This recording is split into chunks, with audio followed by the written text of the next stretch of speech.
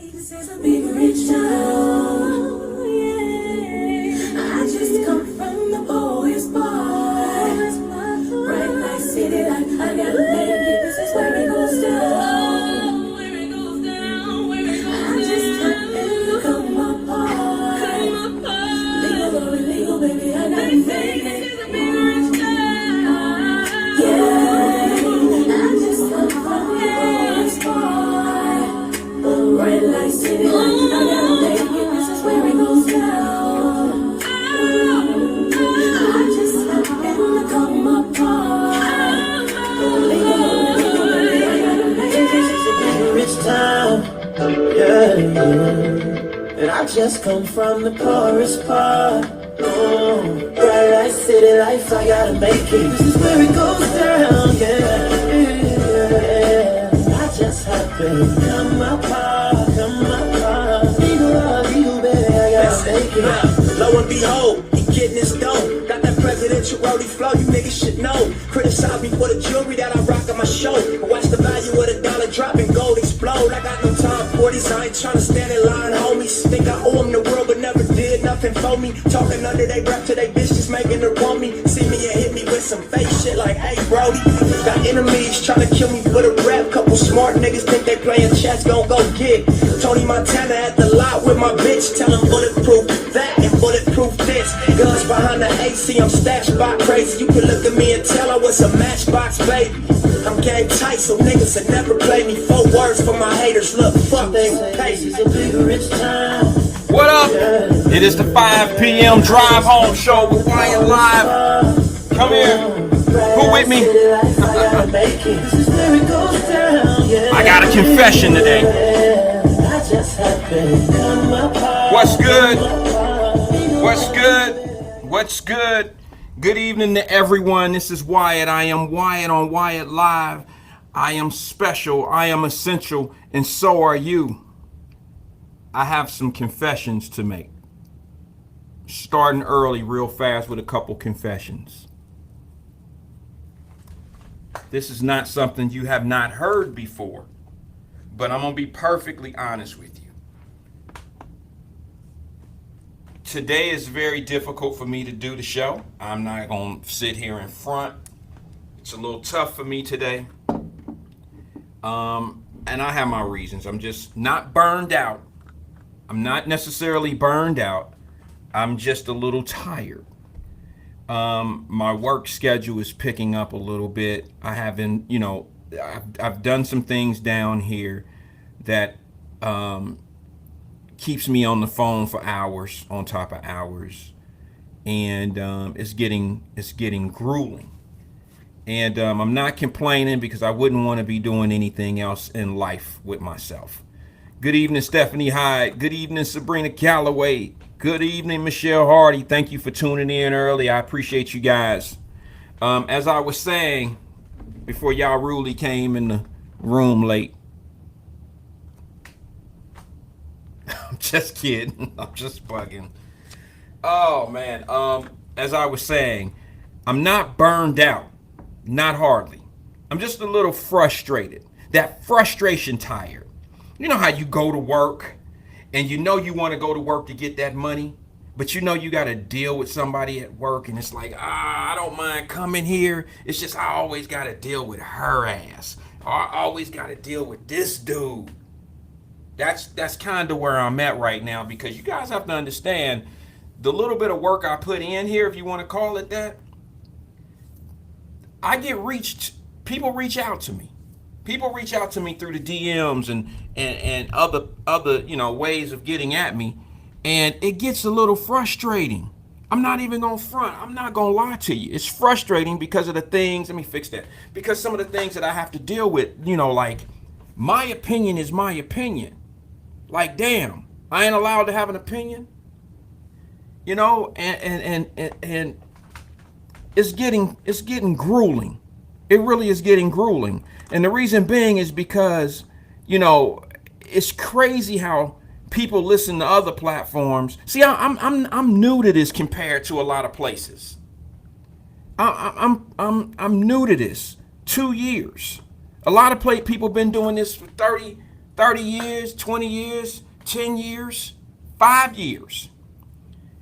And I haven't learned to let things kind of, like deflect off of me, like, like hit me and just roll off. You know why I have a problem with that and others don't? I've finally come to the conclusion. I finally know why. Brandy Early says, hello from Fairfield. Yesterday was my first time listening and I'm back. Hot damn.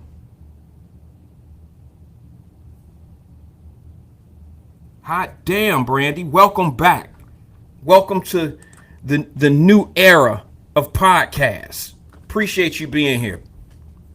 Hopefully you got something out of yesterday that makes you want to just scream and say, hey, I've been waiting to hear that for the longest. What are they talking about other places? Stephen Speed said, what's good, everyone? He was actually here in class. I just sent, he asked for a hall pass to go to the restroom. He was already here. His book bag was sitting under his desk. Y'all see that, right? What up, Speed? What's good with you, bro? They affect you because what? What was that? Let me see. Stephanie Hines says, they affect you because you care. That's exactly it, cuz. I mean, you took the words out of my mouth. Let me explain to you why these things stick to me like grits. It stick to me like grits because I genuinely care. This is not entertainment. For me, it's not. Hopefully it isn't for anybody else. Maybe I'm just different. I just don't carry this as being entertainment. Unfortunately, it falls under the category of entertainment, but I don't see it as being entertainment. I don't see myself as an entertainer. I see myself as somebody like if I'm in front of would you think that a professor or a school teacher is considered to be entertainment or an entertainer? No, I figure they sometimes give their opinions on the lesson. And that's kind of where I'm at right now, guys. I'm a little frustrated because what I've learned is that a lot of podcasts and a lot of radio stations are entertainment. And what they do is they leave shock value. They press these buttons and get you engaged on bullshit on purpose. And my dumb ass, I'm slow to the beat. I'm a slow leak when it comes to stuff like that. My dumb ass didn't really get it. I get it, but I knew it existed. But it took me, once you get in this, it's a different feel. Like, whoa, you know what I call them. Y'all already know. Y'all can type it on the screen. They're chaos agents. And see, here's the problem. If we were talking about things such as sports, and it was shit where our opinions really didn't matter, or we couldn't control the teams that were competing and the play calling was bad, or something like that. You could get on the Bengals all day, you'll never hurt my feelings. It's just football. We can entertain each other on that conversation all day. But when you're talking about it, something as serious, when you're talking about something as serious as our black children being shot and killed, left in the middle of the street to die in their own blood, when you talk about other blacks killing blacks, and for some odd damn reason, we tend to gravitate to the entertainers. And I don't see this as entertainment. I really don't. Because the conversations that we have over here, I try to keep the shit a buck. I try to keep it 100. I try to make us understand like, damn, we can be in a better space. We can be better people amongst each other. I say it all the time. Yeah, I make a little light of this. I make a little light of that. But I've never made light of our real issues, our real subjects, our real stuff. I'm going in hard today early. I'm not going to be able to stick around for this. I'm about to jump my ass right back in the swimming pool. I'm going to just be honest with you. Because I need some relaxation from the bullshit.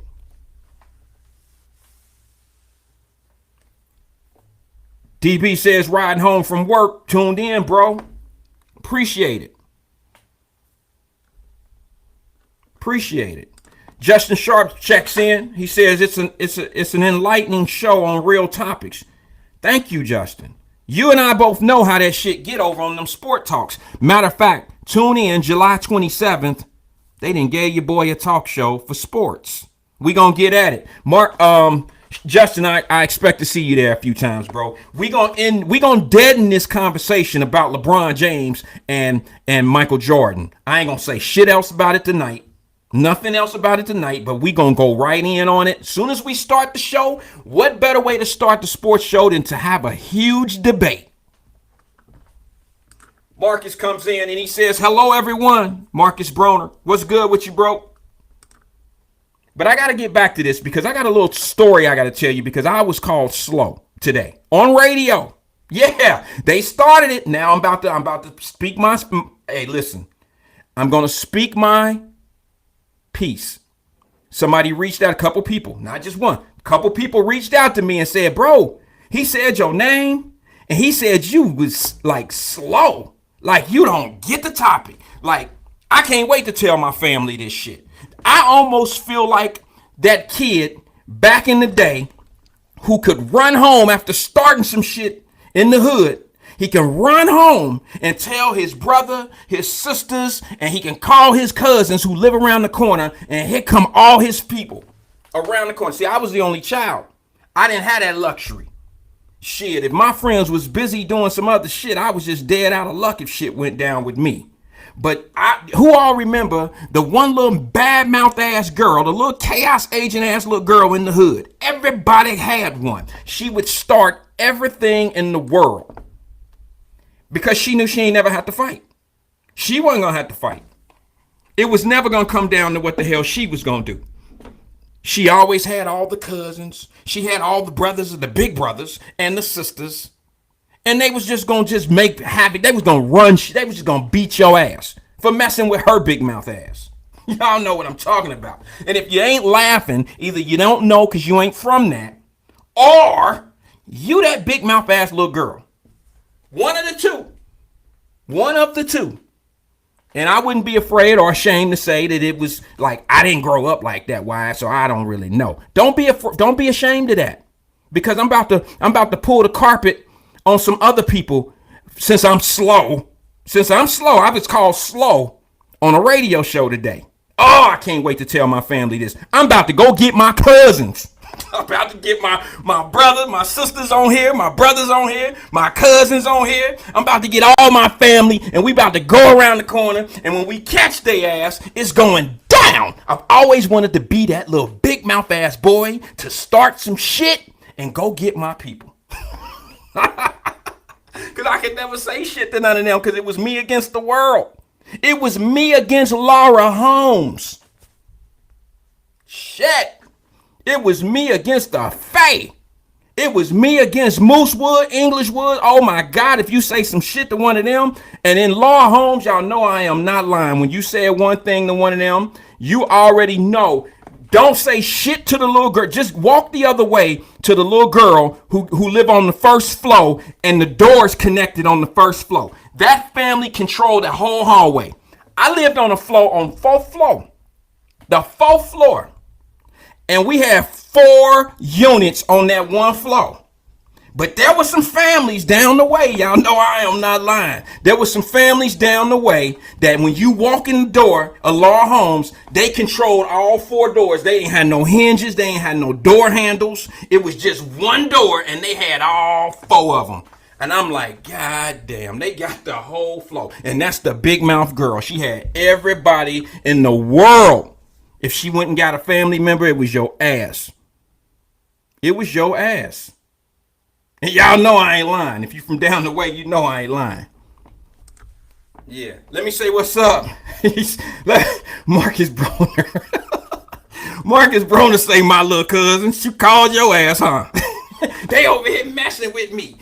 Chaos agent. She a chaos agent. Yes, she was. I don't know her, but I'm just saying, if you can call her out, you know who I'm talking about. Michelle Hardy. Michelle Hardy said, one of my sisters, she used to come get your ass all the time, huh? Crystal Smith says, what's good? She says, good evening, everybody. She came in class a little late. We're going to write her ass up. Tardy. She tardy. Well, listen, fam, I cannot wait to tell y'all how I got done in today on the radio. Like, I really shouldn't give you know what? I shouldn't care because they were talking about something real and somebody finally came in with a real comment and it was myself. And of course, I was an outcast. All right. When you get a host to tell you that you slow, and I'm like, slow? Shit, I ain't been slow since the 3rd grade. And I was playing slow then. All right. So I'm gonna explain some shit about how I was called slow. And then couple people called me and said, "Hey, Wyatt, was that nigga talking about you?" I said, "Yeah, bro, that was me." I said, "I can't wait till 5 o'clock. I can't wait. We ain't gonna start none. But I'm definitely gonna drip. I'm gonna address it. 20 deep. You damn right. Half of that is the first flow though. Crystal Real Right Sandbox said 20 deep they coming." Shit, that's the first flow. Half of it is the first flow. 10 coming from there. Let's see here. Who is that right there? What's good, Hill? Hill just cracking up over there crying. All right, so replay it. Let us hear it. I can't replay it. Here's what happened. I'm gonna get into that, but y'all gotta hit the share because I want this shit to ricochet, echo. I want it to 808. I want it to hit through the microwaves. I want it to beat loud as an African drum when my message is said about what was said. I want everyone to hear it. Fame, what's good, bro? If you love the alt middle and you know it, clap your hands. What's good with you, partner? He says, let's see, who is that?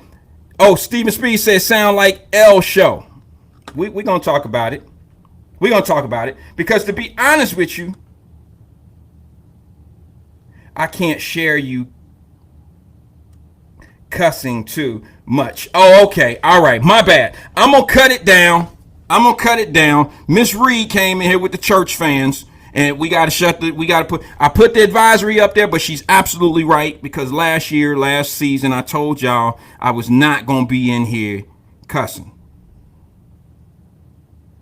I wasn't going to be in here cussing. But she done brought the church fans in here and stuff. So we're going to cool down with the church fan. Oh, man, let me see. Stephanie Hyde, cuz says, no matter, we going to get them. Don't mess with my family. Don't mess with the family. See, here come the cousins. I done already dialed up the numbers. Yeah, on the rotary. Y'all know that. I remember them rotary ass phones. Took you 5 minutes to call one person because you used to hate when they had the 9s in their number. You already know what I'm talking about. You know, you put your finger in the 9 and you be like, damn. And they got to go all the way around the thing. And then you got to wait for it to all the way back. And don't have no nasty ass crib. Don't ever use somebody's phone at a nasty ass crib. Because the phone itself was always nasty. You know what I mean? You always seen the little dirt in the earpiece. I couldn't do it. Thank God for cell phones. Oh. And phone booths on the street for a dime. Who remember those?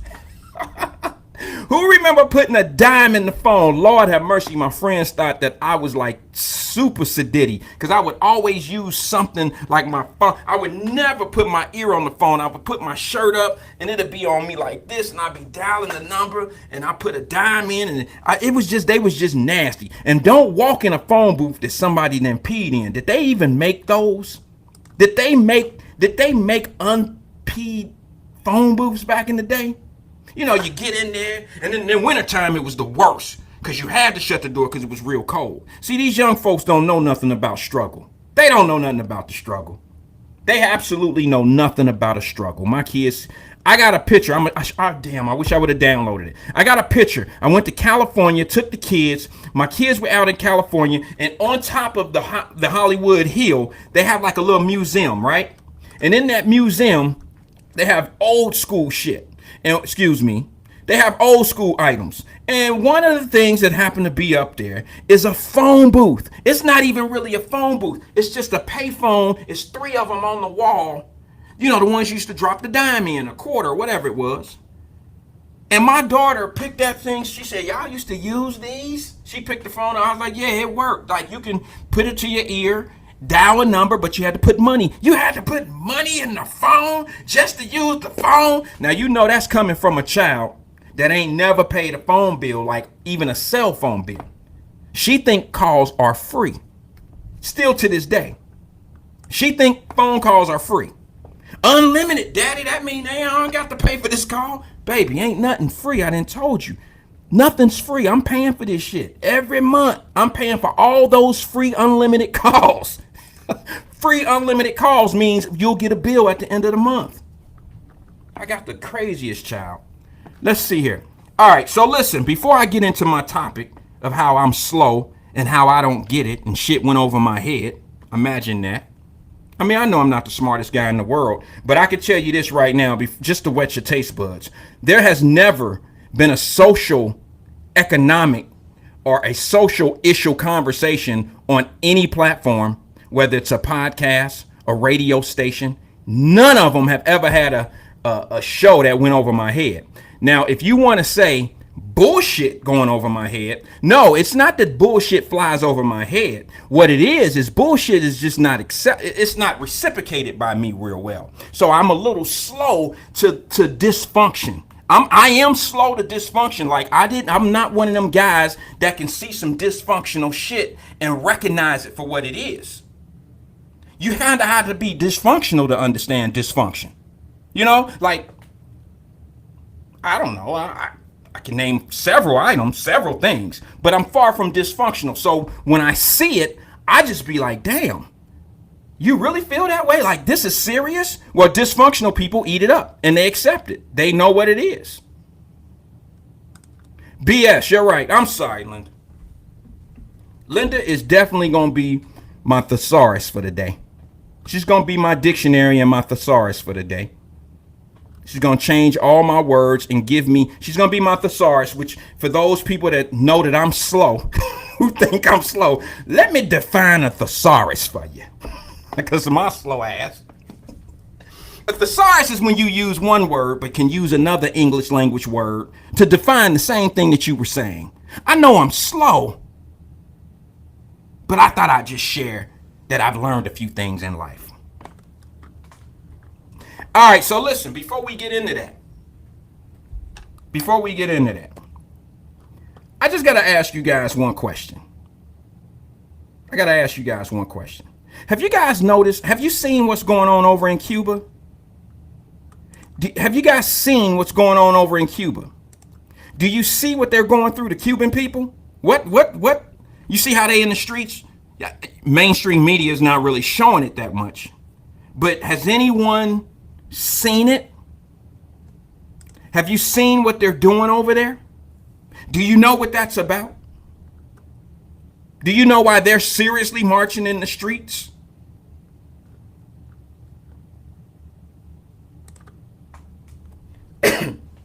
Crystal Powell says yes, the riot. Well, you know what? Crystal, I'll be honest with you, sis. I don't know if that's necessarily rioting. That's a true protest in Cuba. A lot of people may not agree with me.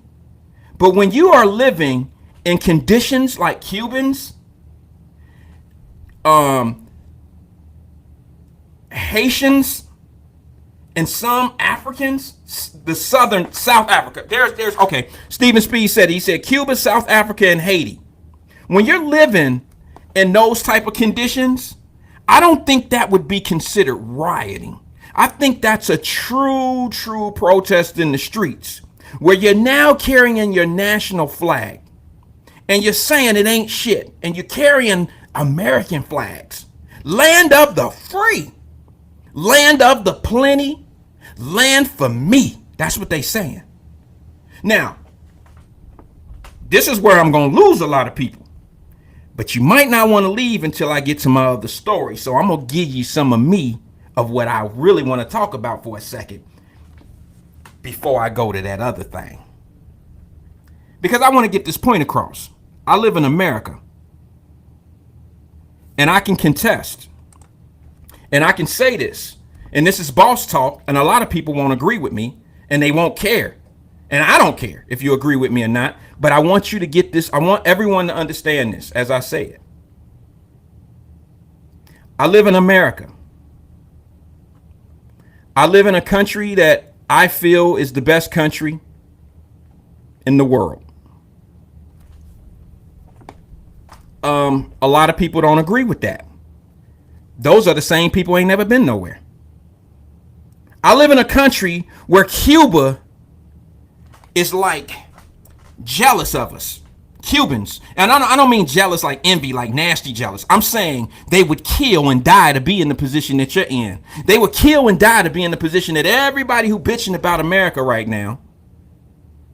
See, we're like children who have parents that have spoiled us, and we don't recognize how fortunate we are. I do. I know how fortunate we are as a people. I'm talking about as an American. I honestly know how fortunate we are. And it takes not seeing Cubans going what they going through, South Africans and Haitians, to know that I'm fortunate.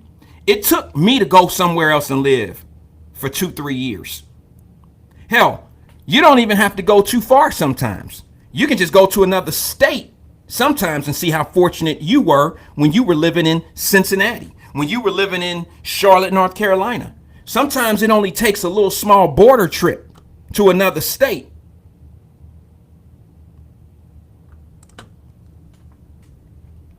But you know what? When I start hearing people complain about little bitty things and injustice and all this old shit, I'm not saying it's not happening. But if you really want to see what's going on in injustice, you really want to see how dictatorship goes, tune in to Cuba. I'll just use Cuba as an example. Where you can make, we sitting back bitching about $15 an hour. These are real numbers. We bitching about minimum wage being $15 an hour, where in Cuba, you make $15 in a month. That's real numbers.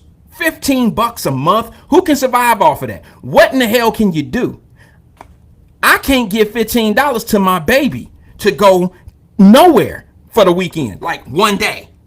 She can't even go to little putt-putt with $15. She can get maybe $15. You can't even play a round of putt-putt for $15 nowadays.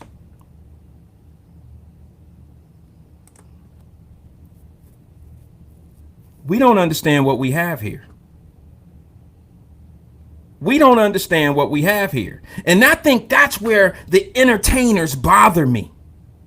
The entertainers bother me because they are chaos agents. They continue to bitch and complain about certain little things, but they have never told you the freedoms and liberties that you truly have. They don't tell you about that.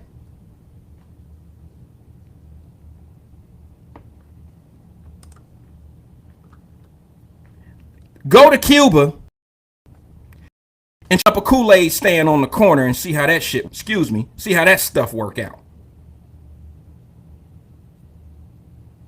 Try to be a capital adventurous, or try to do something to better your life there and see how things work out for you. See, I'm always thinking that the glass is half full. Okay? I'm not saying that there's no problems. Shit, it's easy for me to sit back and say, well, the whole Cuba ain't bad. They just can't do nothing. They can't be, but they got good weather. They got beaches. They sitting on an island. It's nice over there. I could say that. But they got a hell of a lot more problem than what we're seeing.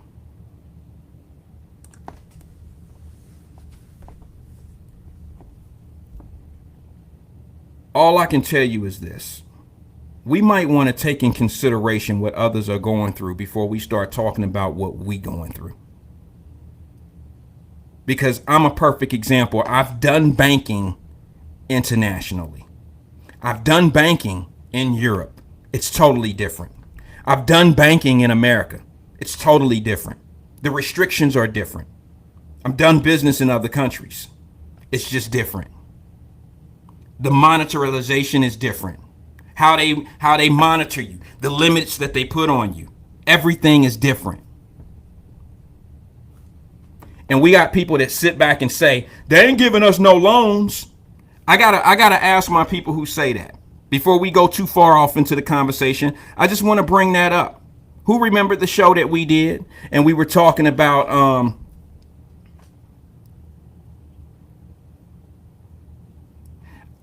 I'm sorry, I had to read a comment. Who remember the conversation we had some time ago on Wyatt-Live? And we were talking about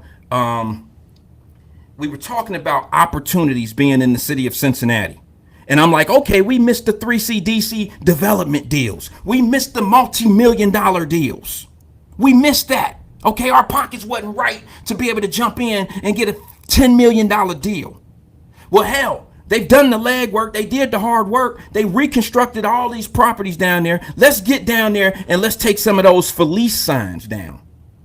And let's start some businesses amongst each other and try to fuel an economy of our own. Oh, that was foreign. I think I was speaking Japanese that day. Because few people chimed in and they said, yeah, okay, that sounds good. Then a few people came in with the same rhetoric, came in with the same chaos agent shit, and see, I call you on it. Came in and said, bro, what you talking about? They ain't giving nobody no loans down there. Okay, all right, bro. I know I said this before, but this is relevant to where I'm going. They ain't giving nobody no loans down there. I said, really? I said, let me say, show me your denial paperwork. Show me where you're not getting a loan. Maybe I can help you. Show me where you applied for a loan in a major bank. Maybe I can help you. Remember we had that conversation? And then dude came in with the final, with I guess the icing and then the cherry on top of what he really was talking about. And he went down and said, not only if they not giving us no loans, y'all know the rest. They ain't giving us no what? They ain't giving us no loans, and they ain't giving no more what? Somebody will tell us. If you pay attention to Wyatt-Live, you know what he said. They ain't giving away no more liquor license. So them the only businesses we can do, right? That's the only business that we qualify to manage and maintain. Got to have a liquor license in order to be in business. I'd shine shoes before I sell alcohol down there. That's just me. That's just me. There's a whole lot of things that I would do before I put poison in my people and open up cigarette stores and shit like that. I've never done it. I've never had an aspiration of doing it. It's just not something that's on my agenda to ever do. Now, here's what I want you guys to understand why I said that. Because I've come up with different ways of seeing some things. I'm noticing in this younger generation, I'm noticing that funding, I'm in the capital venture business, okay? And what that is people that invest in other people. And to be honest with you, I say it that way. Most capitalist ventures will say things to this nature. They will say, I invest in businesses. Well, I don't really invest in businesses. I invest in people. Okay, there's a difference. Some people have the best ideas in the world, and I know they probably gonna make some money, but I know they're gonna be a pain in the ass to deal with. So I pass. I don't wanna have anything to do with it because I know I'm gonna have to deal with you. And a lot of people don't understand that. All right, they think they got the hottest gun smoking in town and it's gonna be the dopest thing in the world, and I generally pass. And then I turn into a coon. I turn into just like the white man. And they don't even know it's nothing to do with any of that. It's you that I don't want to invest in. It's your persona. It's how you carry yourself. It's how I know that when I get a phone call from you, it's going to be some going on. And I just don't want to deal with that. That's just the truth. However, I have a way that those same folks could do a little bit something different. You don't need me. They have this thing out called technology now. That maybe some of us who complain about not being able to get business loans, not being able to get capital, maybe we can do something like a lot of these younger generation people are doing these days. Maybe instead of when little Ricky die and you got to go online and get $5 and $20 for a funeral, you do all that GoFundMe shit for funerals. How about a GoFundMe for your business? How about put your business out there and self-raise money? Because I know of younger white folks that are out getting hundreds of thousands of dollars in funding. Little black guys getting hundreds of thousands of dollars of funding on GoFundMe, their business GoFundMes. If people feel good about you, they will invest in you. If they feel good about your ideas, they will invest in you. So, for the same gentleman who came on here with that nonsense about they ain't giving us no bank loans, if you feel that way, if you feel that strongly about what people doing and what they not doing for you, why don't you check how much the people that you clouting for, the people that you saying they ain't doing this for us, they ain't doing this for that, and them same folks that got your back, that cap for you and protect you, let's see if they willing to invest in you. So why don't you ask them for some money, and let's see if they doing you any better than the banks. Let's just find out. Because you'll truly find out how much you're loved and appreciated, or how much people really rock with you when it's time for them to invest in you. See, they love you to death from it. Oh man, you the hot. What you got that product? Oh yeah, them the best pens in the world, bro. I came out. I'm gonna buy all of them. Well, look, little Ricky, you don't have to buy them all, man. For a measly $500, you can invest in my company, and I can bring you in as an investor. Oh man, shit. I like the product. I don't need $500 worth of pens. So when you putting down who giving you bank loans and who there for you and this and that, before you put it all in one area of they ain't giving us no bank loans, they ain't doing, try asking the same people that you capping for, the same people that you trying to act like they holding us all down. Ask them people too and see what difference you get. I'm not saying it's not that you're not capable of raising money. I'm just trying to give you the idea. Maybe it'll help. Maybe it'll help. Maybe you'll get enough money raised out of a GoFundMe business. I don't know exactly what they call it. I haven't had to do it, but it looks like a great, way of, grabbing some capital. Once you get that capital, now you have something called collateral. You can use cash as your collateral. It's just an idea. It's just an idea. Instead of telling us what they not doing for you, how about you tell me what you have done that they denied? That's what I want to see. Oh, Wyatt, I was trying to get 20,000 for my business, and they told me no. I said, well, what do you own? What collateral do you have? It's a basic question. Well, I got my car. I own my car. Your car 10 years old. Well, it's paid for, as it should be paid for. But a 10-year-old depreciating vehicle is not worth anything to anyone but you. That's it. I don't mean to be disrespectful. I'm just keeping it 100. What other collateral do you have to upstart your business? What do you have? I'm going to stop right there, fam. Y'all know I'm just not that swift. I'm about to get into the story about me not being so swift here in a second. Listen, pay attention to what's going on in Cuba. Pay attention to what's going on in other countries. Don't listen to the rhetoric of the government this, the government that. Don't listen to that. Listen to the conditions that these folks are in. Listen to the things that they don't have access to. Listen to that. Pay attention to the things that they are doing without. Pay attention to that. Pay attention to that. That's more important. You might learn something from that. Trust me. The other thing is this. Speaking of downtown, I want to bring up one other thing, because this is a I told you so moment. This is an I told you so moment. Sometimes, like I said, tragedy has to hit other people or people for my points that I've spoke on. Sometimes tragedy has to strike for my points to be realized as being real shit, real talk.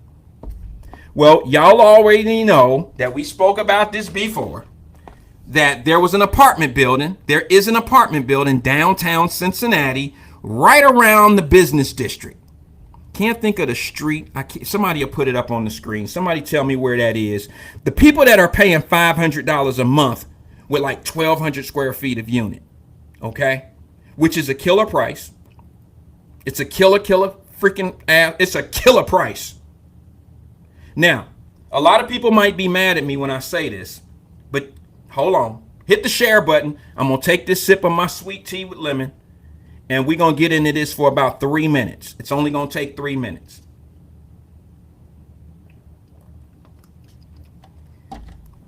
Those folks are paying $500 a month for 1,200 to 1,300 square feet.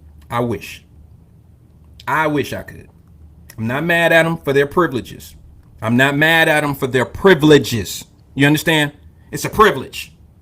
You living in that apartment building is a privilege. How you got that rent and all that, I don't know. Doesn't matter. It's none of my business. It's not my concern. But I got to use this as a teachable moment. Those folks down there, here's where I'm going to be called a coon and all that, because some people don't understand what's going on. Those folks down there are paying $500 a month for 1,200, 1,300 square feet. It's an amazing rate, especially for the area that it's in. Downtown business district. Downtown district business. Now, you have to understand something. Remember when the FCC brought in their stadium? And people were down there and they were talking about displacing people and this and this and that. And Wyatt was tough on it. And I said, how are you going to call them displaced? The company that owned the building are relocating these folks and giving them a better situation. How are they being displaced? Well, it was only sensitive to us because it was black folks. Well, how many? You know what I'm saying? Like, how many had to go through that? Let's just use realistic numbers. How many people had to relocate other than the church? So the reason why it was sensitive and people were looking at me like I was nuts is because it dealt with us, people that look like me. It was us. It was black folks, right? And to say displacement of black folks and then come in with the attitude that I had, oh my God, Wyatt, how could you possibly do that? You don't care. You don't care. You're just capitalist. You don't care. You can't be from downtown. Come on, man. What I'm telling you is the things that I say sometimes turn out to be hard lessons. My family, decade after decade, generation after generation, grew up downtown. We had no investment in downtown. It was not even an option. It was never talked about. Vince Martin and all the stores down there didn't own the properties. They were renting the properties. None of these business people, RIP to Vince Martin. He was one of the best guys in the world because he was one of the first brothers that ever told me as a little bitty kid. He was the first businessman that I ever seen going to work every day and wear all the hats. He was the cashier. He was the guy that swept outside. He was the guy that rung, he cleaned the games and he would stock the candy. So that was the guy that that was the first guy I ever seen in my life run his own business, and he looked like me. And I was hypnotized by him. I watched him. He was very detailed. If you knew Vince Martin, he was a quiet, he was the loudest, quiet dude in the world. He was one of them guys that wouldn't say much, but the way he looked at you and the way he did things, he say a lot to you. It was his words. He used his body and all that as his words. He didn't have to say much. You knew you was doing some bad shit. Vince Martin would let you know just by looking at you. He wasn't an evil, mean guy. Very respectable. Him and his wife ran that store for many, many years, but they didn't own the building.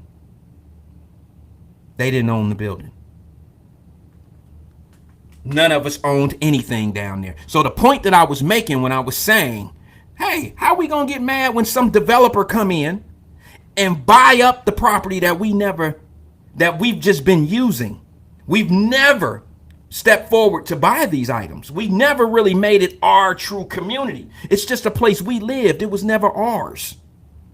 So people were down on me about that, but I was just telling reality. Sometimes reality hurts. Sometimes the truth hurts. Truth can sometimes be damaging, but it can also set you free. Stephanie High said he was a man of few words, but shined with his personality. That was Vince Martin. He was, man. He was. I wish I would have kept up with Vince Martin. He passed along a few years ago. I wish I would have kept up with him. He was special in our neighborhood. He really was back down on Land Street. But anyway, now I'm going to get back to this building. 500 a month, 1,200 square feet, 1,300 square feet. They had them on the news some time ago. And it was guys getting on the camera. So tell us, what's going on? This is the interview. It's the interview. Well, I had planned on living here my whole life. I had planned on living here my whole life. Now, this is a man that's probably between 40 and 50. I don't know. Doesn't matter. Wait a minute, bro. You had planned on living in that building that you don't own, that after your lease is up, if they decide they want to renew your lease, then you're privileged to live there. You planned on living there your whole life. And then everybody down there is out in the streets protesting, making noise about how they being done wrong. How they being done wrong. Y'all ain't heard me yet. All right, I know y'all on me. I know my DM already smoking. I know it's on fire right now. But I want you to hear me out. Because when I made my statements about downtown, where I lived and don't nobody own nothing, we own shit. We own none of it. Everybody jumped on me for being Mr. Coon and, oh, you got a couple dollars so you don't understand now, how are you? What you talking about? I'm the one trying to convince us to put us in a better situation where we can't be done like that. See, if you don't tell people, if Vince Martin and them were never told to buy property, maybe they would have been able to sell off and make the proceeds off that sale that somebody has to have, and then open up something bigger and better for us in a suburban area. And then we all would have went out there, or we all would have gravitated to what he had going on. So if I bring awareness to what we need to be doing and how we need to be moving, why am I the coon? Why am I the bad guy? Because I'm bringing up what we need to be doing and how we need to be shaking and moving. How am I the bad guy when it comes to that? When nobody else will tell you I'm the bad guy because I'll mention it. I'll say it. Well, what we need to do is do some collaborations. And this is what we need to. When I say that, nobody's on the same page. Y'all don't want to hear me. Don't nobody care. I'm the bad guy. Let me explain to you what's going on at the building downtown now. Do you still feel that way about me, even though everybody that's being kicked out of that building, 90% of them are white? And the same thing I say about us, I could say about them. The same situation. I have never heard anybody when we were being directed in other areas from the FCC situation. I had never heard even the 90-year-old lady didn't say, the sister didn't come out and say, I planned on being here my whole life. She didn't even say that, but the white dude said that. I had planned on being here. I was going to live here my whole life. How can you make that a lifetime situation? You don't even own the house. I mean, you don't own the property or anything. Here's where I'm going with it. I'm sick and tired of waking up the fake woke, because what they did is they made an argument or made it a black thing. They said that the city of Cincinnati making all those black people leave for FC Cincinnati, and that's how they do us here. That's how they do us here in Cincinnati. They just do us any old kind of way. So now let me ask you guys something. How is that shit working out for the white people over there that live in the $500 a month, 1,200 square feet? How is that working out for them? Is it any different than what happened to the black folks? You know, sort of like how we talked yesterday that I could get into, because you know my DMs was loaded. I had DMs I had DMs that the DM was not just a regular bro, you crazy. I had damn near 2 paragraphs in one DM when people got on me about Al Sharpton and Benjamin Crump representing a white family. I had people going at me so hard. Talking about, they supposed to. They could get their money too. You're missing the whole point, B. Oh, they're there because they're supposed to push police brutality, and that's what they there for. You're missing the whole point, B. Missing the whole point. It's how they got to where they are today. It's who they used to get where they were going. Police brutality was a black problem, right? It was a black problem, you let them tell it. It wasn't nothing but black people getting destroyed out here in the street by the police, you let them tell it. Remember that? It's just me. I'm the only one that noticed that. Did they not pimp us to get their money? Was it ever police brutality? Did that lead the story? Or did Crump, I'm not going to do the Crump thing again because I don't want to do that. All out, said and done, he's still a brother. I don't like how he moving out here, but he's still a brother, and I'm not going to mock him again in my life. Never. But I will say this. They pimped us. And they still pimping. And now, for all of you who say things like politicians say what they want to say to black folks, get us and get to voting, and they get our vote, and then they go off and do what they regularly do. Black folks do that to us too. Black folks do the same shit. They do the same thing. And it don't just take black politicians. Black dudes on the street do the same shit. Women, y'all know that. That's a politician sitting there. When you walk in the club and you the baddest one in the club, and the dudes are all walking up to you, them Democrats and Republicans, they all spitting lies to you. Those are politicians. That shit you about to hear, they campaigning, baby.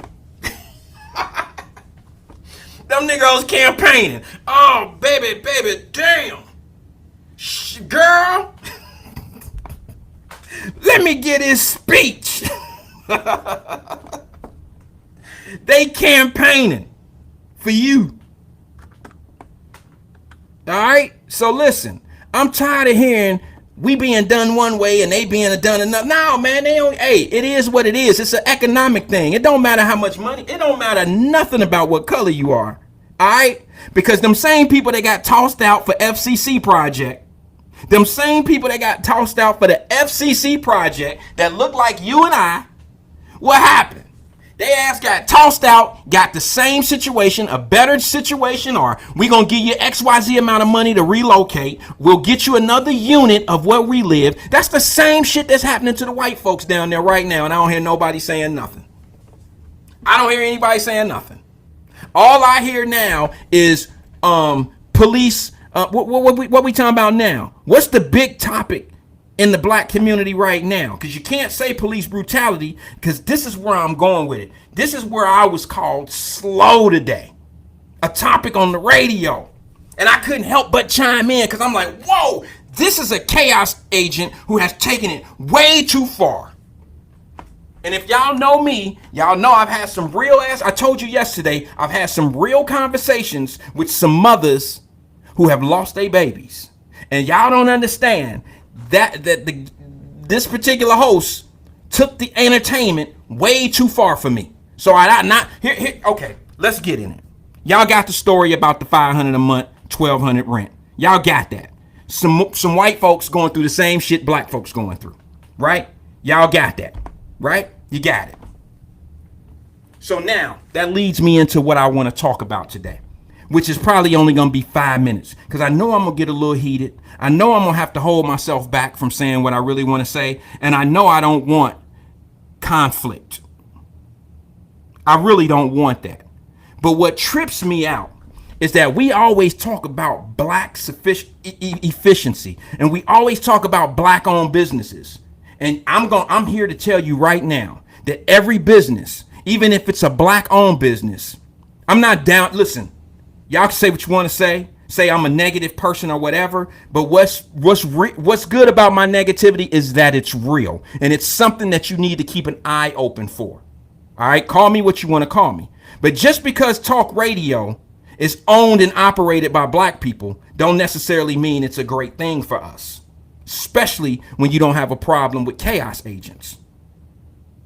Especially. Now, this particular individual didn't call me slow on the air. Okay? Didn't do that. However, I was watching the broadcast on this individual's Facebook page because now that's what they're doing.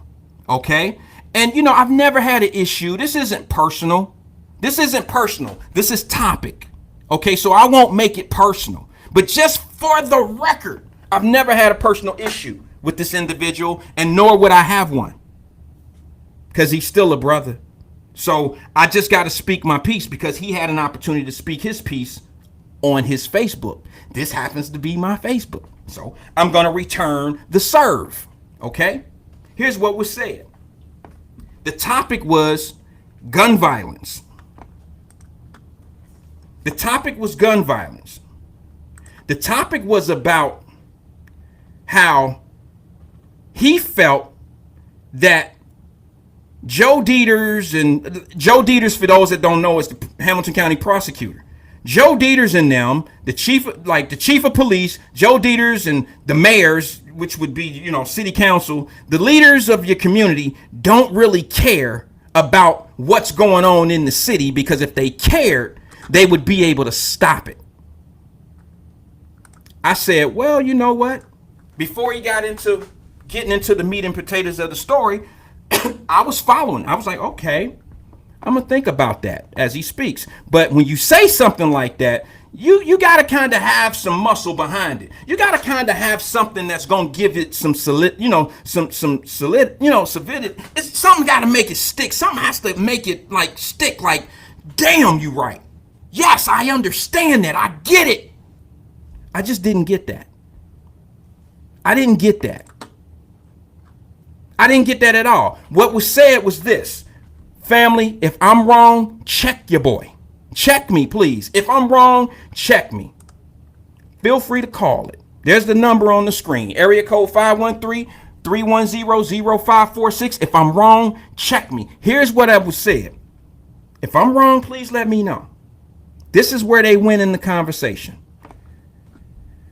If those politicians in our city, the mayor, Joe Deters, that name, has to, Crystal, it wouldn't slip out my mouth. I didn't even want to put it on the screen. I did that so you'll know I appreciate it. Solidify. Got it. I just needed something it needed to stick. I needed something bigger than solidify. I needed something powerful to make this point. So when they say Joe Deters, that's a trigger word. I've always said that. Joe Deters has nothing to do with what's going on in this city when it comes down to crime. He's the punisher of crime. He doesn't make any decisions of crime. He doesn't put a gun in anybody's hand. He doesn't make them gangsters. He don't do none of that. Nor does your mayor, nor does your chief of police. All right? So here was the conversation. If those guys really wanted the crime to stop, they could have been made it stop. Really? So you telling me that the politicians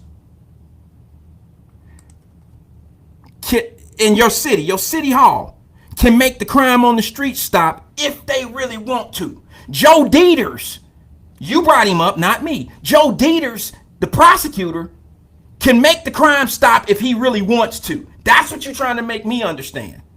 And here's what made me really plug in, and I tried to get engaged.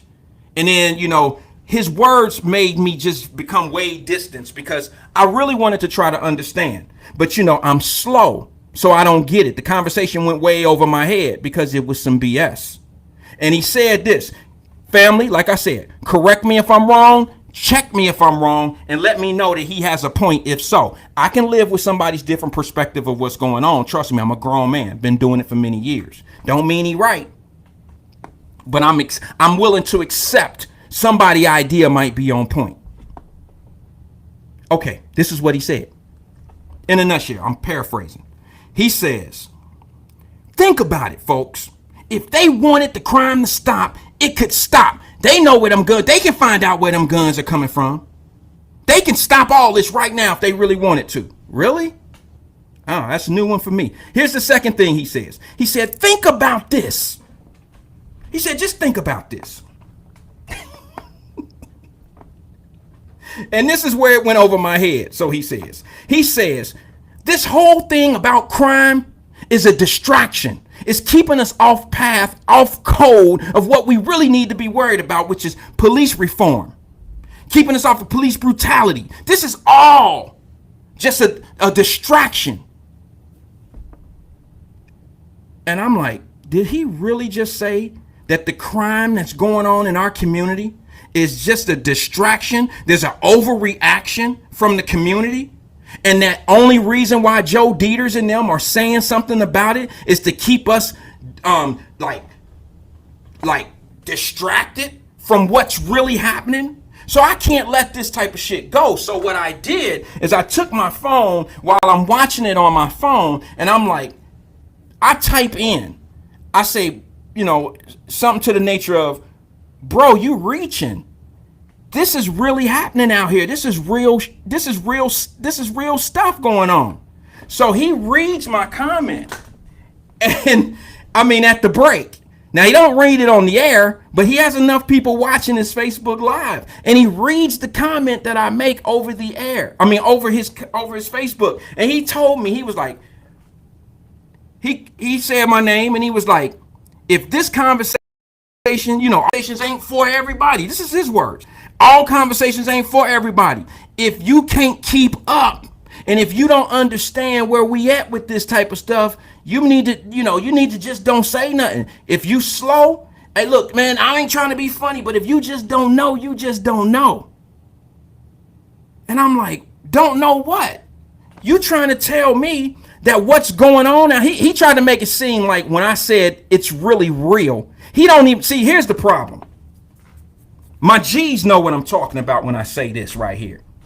I don't want to make this personal, but I got to bring a little bit of personal into this situation. When you just a dude on the radio saying shit like street shit, you the fish out of water, not them. Not you. I'm not the fish out of water, bro. You are. You don't know this street shit. So I'm here talking about like when I said it's real out here, he thought I was telling him that it's real crime going on. They're not making it up. See, you slow to the beat. I'm not saying that they making this up. It's all a facade. Joe Dieters and them are putting false claims of gun violence on the air and just keeping us distracted. I'm not saying that you're saying that. What I was doing was saying this shit out here is real. These little dudes don't care nothing about how things is moving out here in these streets. They don't care. They ain't like we were. They ain't like, but see, he would never understand that because he ain't from that. But he's the voice. He's the voice. He's the host. He has the opinions. He's flooding the airwaves of all this shit that he's talking about. But he don't really know. He don't really know. And here it is. I made another comment. After he said that, I said to him, well, I tell you what, on the thing, nicely, I tell you what then. Why don't you ask some of the mothers or some of the daddies how they feel about what's going on right now and what needs to be done, and ask them if they feel that this is the distraction of us talking about this every day. Because it's only a distraction for people that look at one situation at a time and then move on to something else, like TikTok people.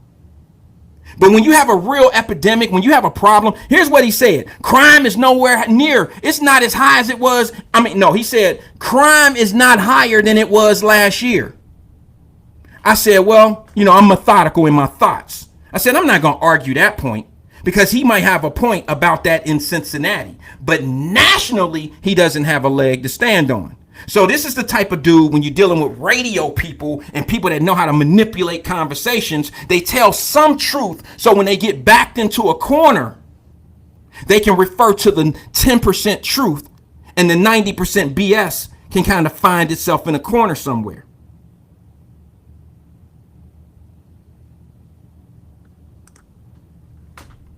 Let's see here. Ron says, I seen the show. I watch all the time. I seen your comment. I figured that's what you meant. Yep. Ron, I wasn't going on talking like I wasn't even trying to challenge him. I was saying it like a dude from the block, like, bro, this shit real out here. It's real. These kids, man, it's just different. He gets on and says, Wyatt, Randall, this is over your head. You might not understand. No, nigga, you don't understand it. And here's how I can validate what I'm saying. Y'all might not get where I'm at with this yet, but then 10 minutes after I was not on the air anymore, or I was never on the air, 10 minutes after that kind of blew away, he gets a caller. That caller didn't even know I made those comments because he wasn't online, I don't think. But this caller happened to be one of the baddest MFs down the way when I was growing up. And I'm going to use his name right now because he went on the show. He talked. He wasn't a guest, but he was the realest person on the show that time. He was the realest person on the show. And I ain't saying that because I know him. I ain't talked to him in years. I see him on Facebook. We're Facebook friends. I don't even the last time we liked each other's shit. I don't even remember that. But I'm gonna tell you something real. His name is Hooks.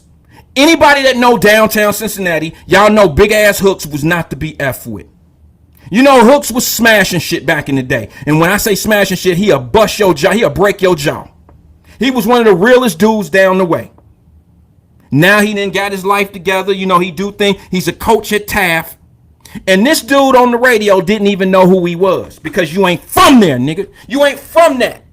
You ain't from that. You had a gem on the phone with you. A gem. You had a diamond on the phone with you who was trying to tell you, and you didn't even comprehend it. You even made fun of him when he hung up. You even made fun of him. He was giving it to you in code, and you didn't even get it because you ain't built like that, bro. You don't speak in those codes. You don't know that language. That ain't where you from. You a radio dude. So let me tell you what Hooks said. Hooks get on the radio and he says, yo, man, this stuff is happening. Now, he's a coach now. Hooks used to do crazy shit downtown. He even said it on the radio. I ain't putting his business out there. I ain't saying nothing that Hooks didn't say. He said, he was like, bro, I was rough down there. I was rough down in them streets. I was rough down there. So the question came, so where the guns coming from? If they they could stop the city council, all the police, Dieters, all of them can stop the guns. Hooks was like, no, they can't, man. What you talking about? He said, well, where they getting the guns from then, Hooks? Hooks said, bro, I don't know. He said, listen, man. He said it could be the Arab stores, man. They got one on every block down there selling everything. See what I'm saying? This dude on the radio is not even he's not even picking it up. He's so slow to the beat. He a slow leak and don't even know it. Trying to sound smart. So Hooks tell him like, bro, I'm a coach down here, man. I got these kids. We need to start getting them at a such and such spot. See, what Hooks was telling him is, y'all better get them kids before the age of where I used to get them. See, this dude's so slow on the radio, he ain't even getting it. He's a slow leak. He's just a radio dude. So the dude asked Hooks, real simple, well, how they getting the guns? Hooks said it. Now, I don't know. Now, I know he know. I mean, I don't know he know, but I know he know. So Hooks was like, hey, man, I mean, shit, you could check. I mean, look into them Arab stores. They got them all over the place, man. You can get anything. And if you from the block, if you know what you can get at the Arab stores. It ain't the first time you ever heard of one of them going across a bridge on remember the one that died on the bridge up there headed to Westwood down by Mitchell Avenue? Remember him? What was he on? He was on meth or one of them damn drugs. He was on dog or some shit. He had been shooting up, wrecked the car, damn near killed somebody, got arrested, damn near murdered somebody in the car. So don't act like them stores is innocent. So Hooks told him, man, I don't know. And then he asked him again specifically. He said, well, why would you say it's the stores? He said, well, man, he said everything but give him an address. He said everything but give him a name. He said, man, shit, I mean, it's stores like that all over the place, bro. Like, he was pretty much not putting it on them, not putting it specifically on a spot, but he was trying to tell them like, man, it's them stores all over. They doing whatever. And come on, I mean, this, and then he asked Hooks, here's the number one, this was the knockout punch. He asked Hooks, he asked my brother, he was like, so how do you know for sure? He said, do you know for sure? Do you have any evidence? Hooks was like, nah, man, it's just 6 cents. It's my 6 cent. He don't even get it. He think Hooks is on some slow shit. He think he on some slow shit. And then when Hooks hung up from him, when he hung up from calling the station, now here come Mr. Fly Guy on the radio on his Facebook page. When they on a commercial break, he can talk to his audience. Same audience that I was on. Same funning he wanted to do when he made those comments when I was on there. He wanted to try to play on Hooks when he hung up. Like, oh, into it, not into. He didn't even say into. He was like, oh, 6 cent. I need more than a 6 cent. I need more than. If you was from there, bro, you would know exactly what the fuck he was talking about. You would know you don't need 6 cent. That was him just putting it to you the way he could say it on a radio station. And he asked Hooks the loveliest question in the world, and I wish Hooks would have known how fly this dude could get at the mouth. I wish Hooks would have told him after he asked him the question if he knew how fly this dude was going to get. He asked Hooks, he said, well, where did y'all buy guns? You say you from down the way. See, I know Hooks is from there. I know what he used to do. I know. He was nobody that I could honestly be like, me and Hooks played ball together, but that was it. I wasn't trying to be nowhere around, bro, because he was bout it. You see what I'm saying? He was bout it. He was bout it. All right? No, I can't hang with Hooks. I ain't brave enough. Built ass, not my speed. He way faster than me. So this is what we did. He asked him the question. So, how did y'all get guns? You know what Hooks told him? He said, we didn't use guns, bro. That's whole shit. That's these guys soft today. He was like, we used to rumble. He didn't lie. He wasn't lying. Hooks was like, we didn't use no guns, bro. We didn't go buy guns like they buying guns today. We had them, but we would rumble. We would fight. And these kids today ain't doing that. They soft. This is what he said.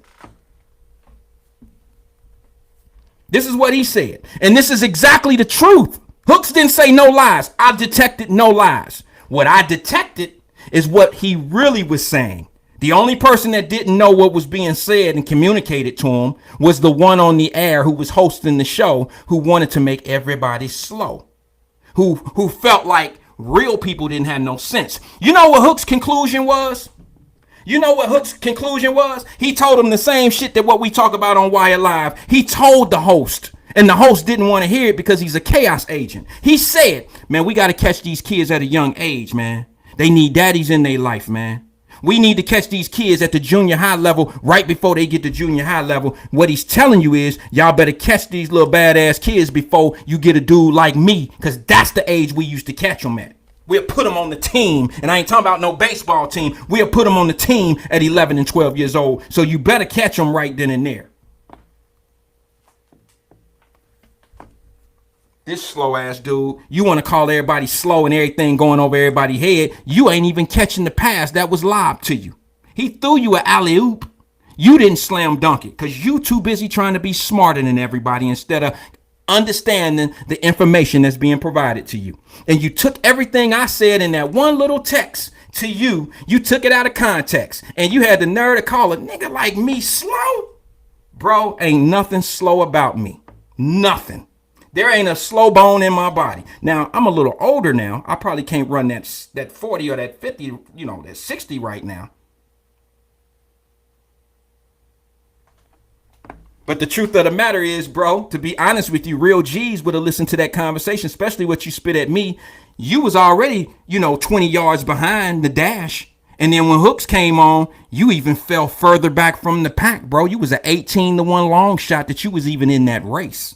That conversation that you manufactured, you lost touch of a long time ago. And then here's how I knew the shit was real crazy. After you clowned me, and then after you clowned a real G who got on there to tell you some real information, you didn't even want to obtain that. You didn't even really want to be like, oh, okay, yeah, that makes sense, and that'll solve our problems. You didn't even really want to do that.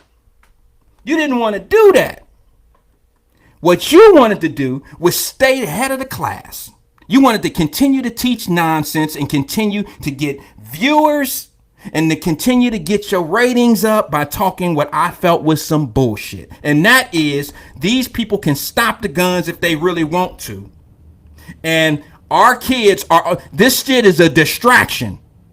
See, I took offense to that when you said that this shit is a distraction, that these people are only, Dieters and them are only talking about gun violence because they don't want to talk about police brutality, as if these damn stories on the street are made up, like they gonna manufacture them and make them bigger than what they really are. How much bigger or how much smaller can a 19-year-old dying in the middle of Vine Street be? You gonna disrespect that like that? You gonna say the only reason why they talking about that is because they want to distract us from police brutality and equality in Cincinnati for the people? That's a distraction? You gonna say that the crime is not as high, it's not over? Here's where I look at it. Even if crime is not higher than it was last year or the year before that, even if that's at an even scale, it's too much. Until crime starts to go down, this should be a continuous conversation in our community. So how dare you say crime is not higher than it was last year? It's not higher than it was the year before that. So why are they talking about it so much? It's a distraction. It's to keep us off of talking about police brutality. It's to keep us from talking about things.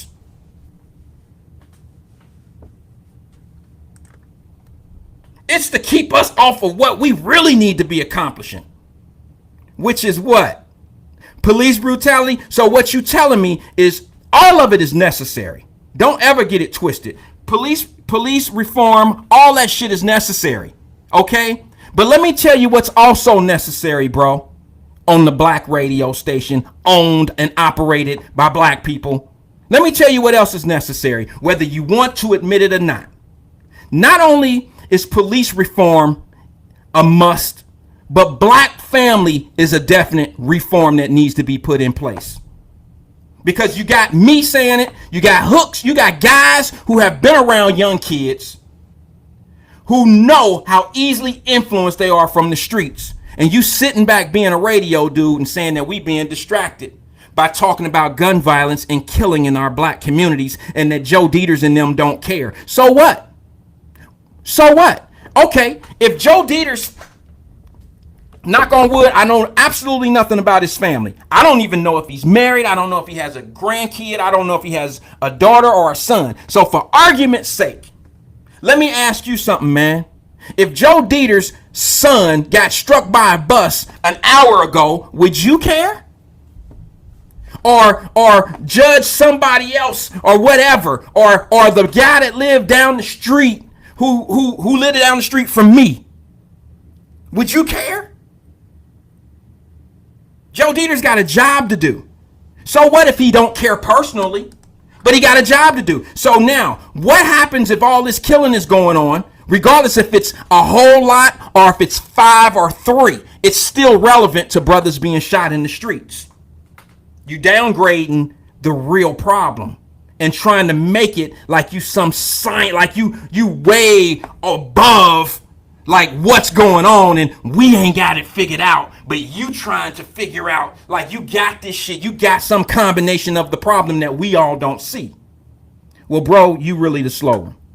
Just being honest.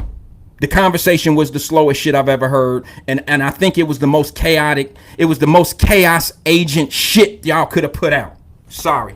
You can get mad. You ain't gonna get mad because I'm a small platform, but you need to be told. When you say shit like that to your community and you downgrade the real true problem and you want to say that the only reason why they talking about guns as if they care about the black community, so what if they don't care? Ain't nobody, you know what? I wouldn't give a damn if Joe Dieters cared if black kids was getting killed or not. That's totally irrelevant to how we need to get it to stop. Joe Dieters ain't selling the guns, so he's totally irrelevant in this conversation. But you use trigger words to draw people's attention. You already know black folks have a bad feeling about Joe Dieters. You incorporate him in the conversations, and it served you right that the callers that you got after the topic was being announced, and after Hook's been on the phone, after you said what you said to me, it serves you right that the customers that you had, your clients, the people that was calling your radio station, sound daffy dumb. I'm sorry. Gotta say what I gotta say. Not an intelligent conversation came on after that. Not one comment. Even he had to look at it like, what the fuck is he talking about? Even the first person he had come on said something like, yeah, you're right, man. You're right. It's just a distraction. And then he started talking about planting roses on Mars. That's how far freaking off the chart he was talking about something. It had nothing to do with anything. All he did was say something that agreed with the host, and then he went off on the tangent of some other shit. And if you've seen the show, you know what I'm talking about. But if you've seen the Facebook, if you watched his emotions as this fella was talking and a couple others start talking, it was exactly what he deserved. And then I start coming down. This is why I said I'll never make this personal. Because I really realized at that point, this host is absolutely right about me. He is so right about me. I am slow. I don't get it. And it wasn't the topic. What it was I don't get the bullshit. I don't understand dysfunctional talk. I don't understand how people could see an obvious problem in our neighborhood and turn it into something being someone else's fault over and over and over again. And that's exactly what it was. It went from some of the conversation was on point when they said some things that I disagreed with before. I've been very strong in my opinion about not charging gun manufacturers for the crimes that people are making on the street, and I've given plenty of examples. But I'm going to be perfectly honest with you guys. I could probably be flipped to the other side in the proper argument. If somebody came with the right argument, there's a strong piece of me, there's a huge big piece of me that could probably switch over to that side of, yeah, the manufacturers may have some liability here. Because I know that the manufacturers don't put the guns in people's hands. And I know that the way that they break down the numbers in guns, they're saying that the average home of gun owners, the number of guns out versus how many people are using them, they're trying to say that it's like 5 or 6 guns per household. I still think those numbers are skewed because you're going to have some gun owners who are collectors of guns. So you may have one gun owner who has, 25 or 30 guns. That's escalating the personal use numbers. I'm a numbers guy. Okay, so if you got a guy that collects guns, throwback guns, or new guns, sort of like tennis shoes. Some of these guys are throwback sneakerheads. It's the same thing in guns. Not all guns are on the street. Not all guns are being used. I can't even remember the last time I fired my weapon. I can't remember the last time I shot my gun. It's probably been 2 years. At least 2 years. Year, maybe 3. A year before, 2 years before COVID. So we working on 3 years.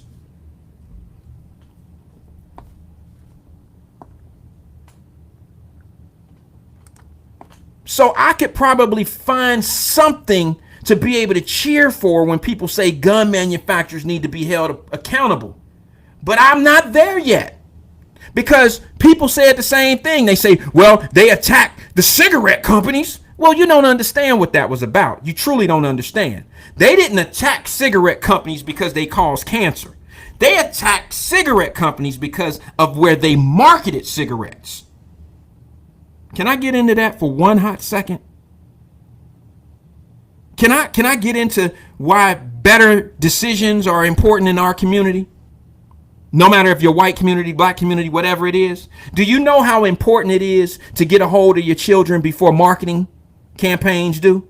Marketing campaigns could be worse than the gangs, if not on the same level. Because you want to sue the cigarette companies because of all the ads and billboards, all the wine and billboard companies, all those billboard companies that put wine and cigarettes and all that shit up and cools. Even Cool had the jazz festival back when I was a kid. So you want to go back and sue the manufacturer because they market to a people that they can influence them on their product. So what that tells me is we need better responsible decision making in my community, right? They ain't putting no gun, no pun intended. They not putting a gun to your head to make you smoke a Cool, Benson and Hedges menthol. They not putting a gun in your head to make you drink Mad Dog 2020 or whatever the shit is. They not putting a gun to your head to do that shit. So where is the decision making? Knowing that it's bad for us, knowing it's no good, where's the decision making in picking up those products that aren't good for us? I'll tell you this, I haven't seen one gun billboard in my neighborhood. I haven't seen them advertising the AR-15 on a billboard in my neighborhood. Down the way. I just haven't seen it. Now, I could be wrong. I'm not defending it. I'm just telling you what's real, what I see and what I don't see.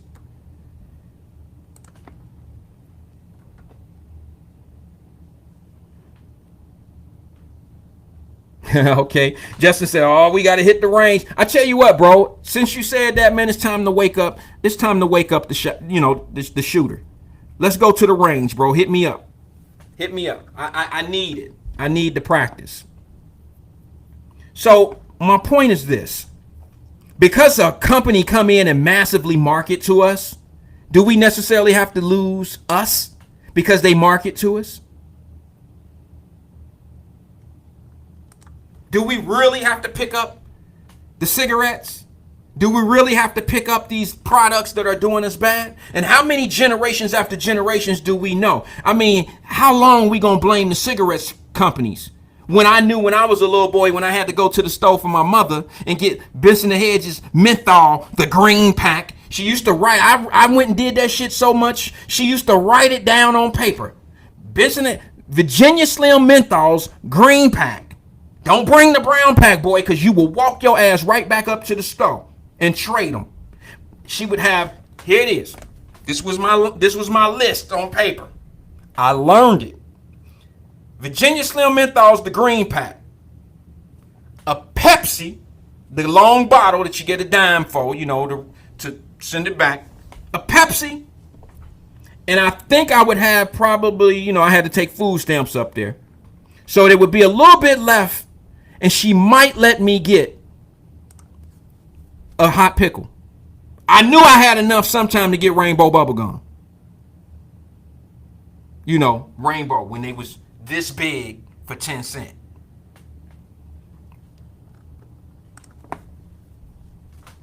So I took that note up to the store every other day.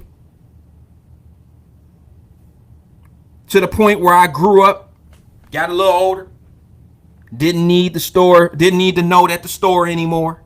Just knew it.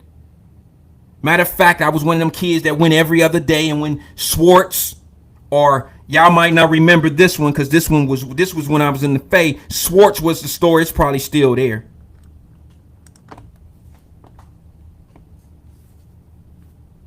But down the way, it used to be Harry's. This was before Vince Martin and all that. This was before Vince Martin and Lynn Street was popping. Fish Bar and all that was down there. It used to be on the corner of Harry's. This was way before the traffic on Lynn. Who remember that? Anybody remember from down the way? Harry's? The little pony keg, Harry's? Anybody remember that?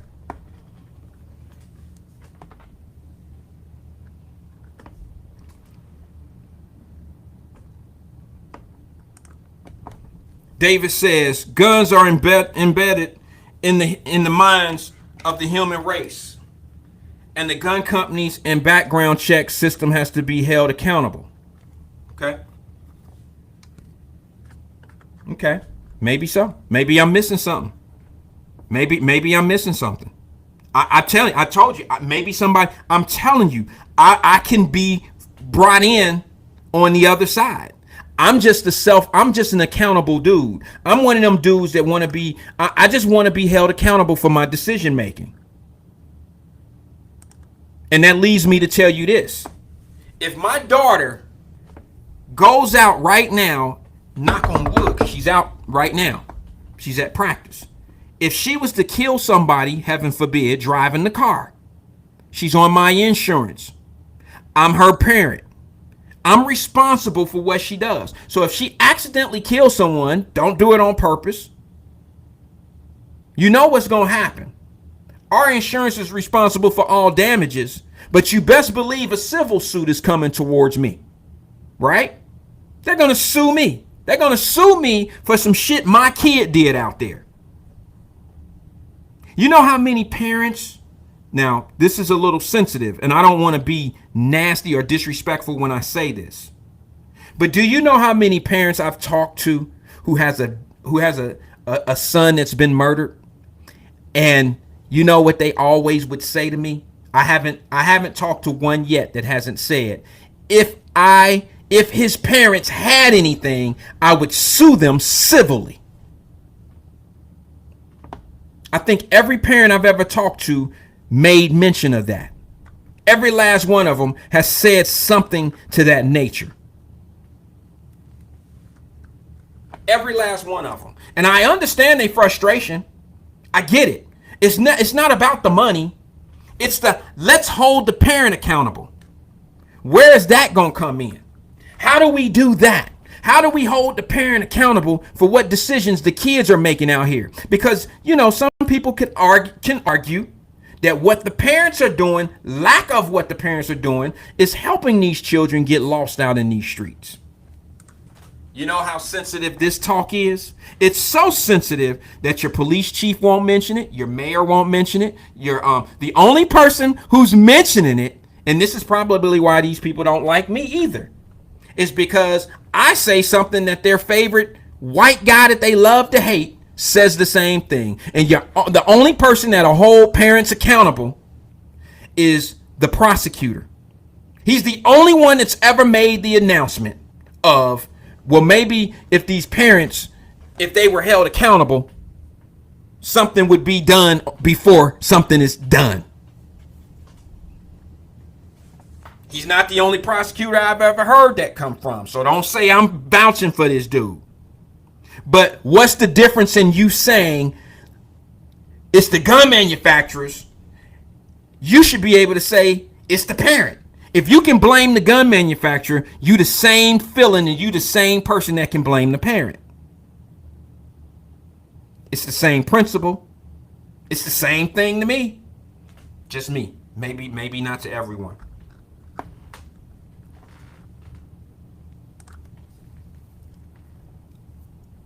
It becomes political when certain people hold their tongue. When certain people hold their tongue, I already know they will soon be running for office, or they're going to need the people for something. They need them for something. So they careful, they tread lightly. They tread lightly. And those are the ones that I just find I have a hard time trusting. Because when you need the people, you're an easy sell. You're an easy sellout. You're an easy sellout. So I'm going to say this, and this is probably, unless somebody brings it up again, I am on not necessarily the fence. I'm still solid on my position on I don't think you can blame the gun manufacturers, because the gun manufacturers are not marketing to anybody. They're not out here marketing to anybody. That's not how it goes.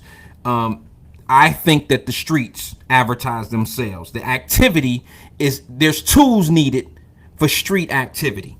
Get it? There's tools needed for street shit.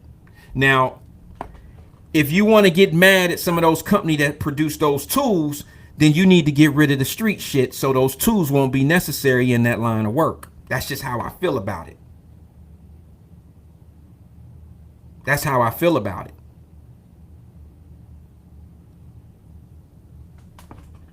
You got people that use you got people that use the internet, which is supposed to be convenience.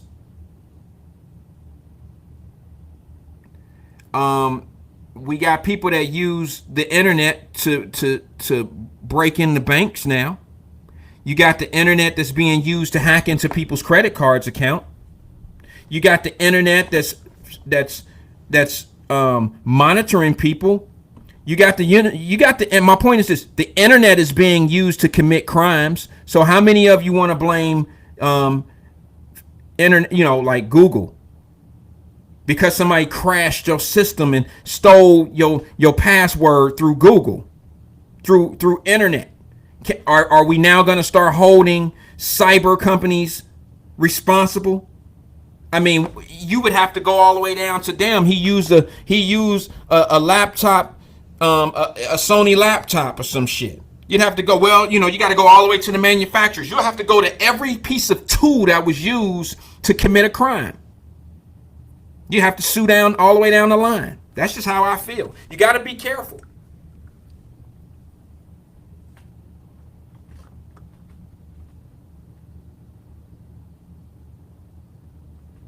Well, here Justin makes a good point, but here's the difference. Here's the difference.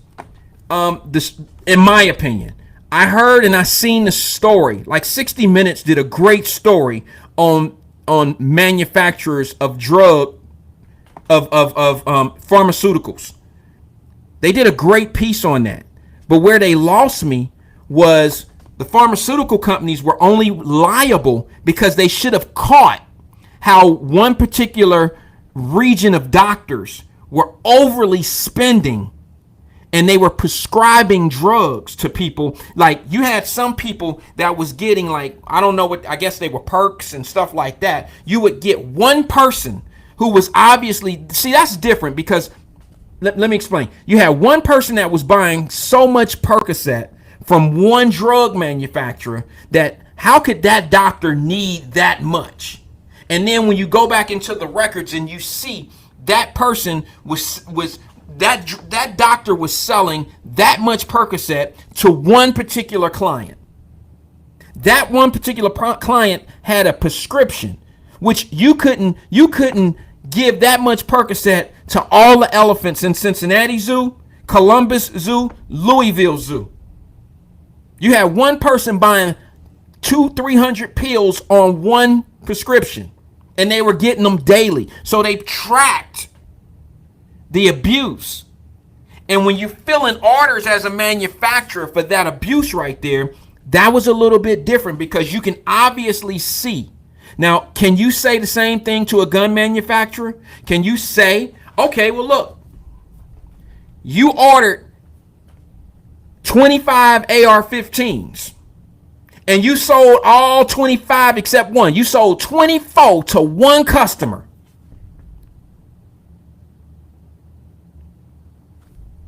Can they do that? Can they find out, okay, you sold you sold 24 of those AR-15s to one customer.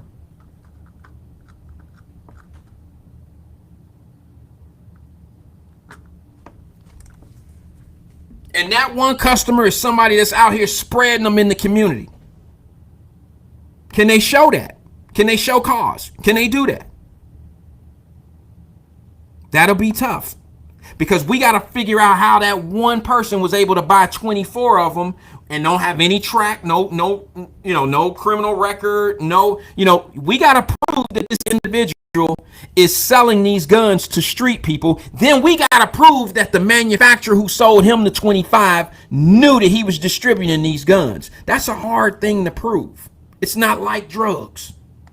That's a little easier. That's a little easier proof when you got a drug situation, because now you got the snitch game going and you got that person that bought 200 perks on a prescription. See, the paperwork is what tells in all cases. But I'm telling you, I'm not that far away from understanding that there could be some liabilities. I'm not fighting it, fam. I'm not fighting it at all. What I mean by not fighting it, I'm saying I'm not fighting people's points of saying let's blame the gun manufacturers. I could probably get there somewhere if I can find the liability where I could track it like it was a dope, like it was a drug. I could find it, but you can't tie it to the cigarette game. You can't tie it into how they did the cigarette companies. Totally different. Totally different. They got sued for a marketing campaign. It was just different. That's just different.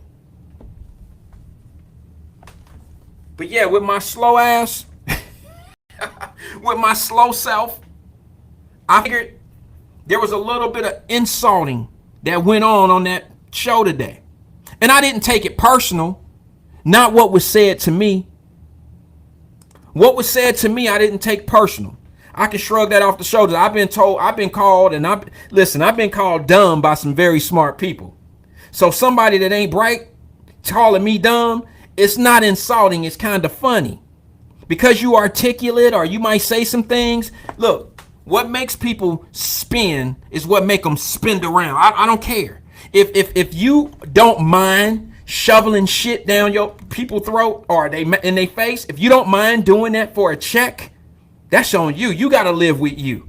But to sit back here and try to put people to sleep on what the real issue is, to sit back here and try to make black folks think that the only reason why Dieters and them is paying attention to the gun violence in your local city is because they trying to keep you sleep on the real issue. That's baffling to me. And I don't know how you can create a topic and sacrifice your people as if gun violence in our community is not at a high. And I don't care if 3 kids get shot, a 16, 17, 18-year-old get shot in the whole 2021 year. It's 16, 17, 18-year-old too many. All 3, it's too many. So just to compare, the numbers are not higher than they were last year. The numbers aren't higher. It's not that big of a deal. It's not that big of a problem. They blowing it out of proportion. I dare you to tell that to a mother who had to bury her son, killed out on these streets. I dare you to bring that same philosophy, that same argument to the table.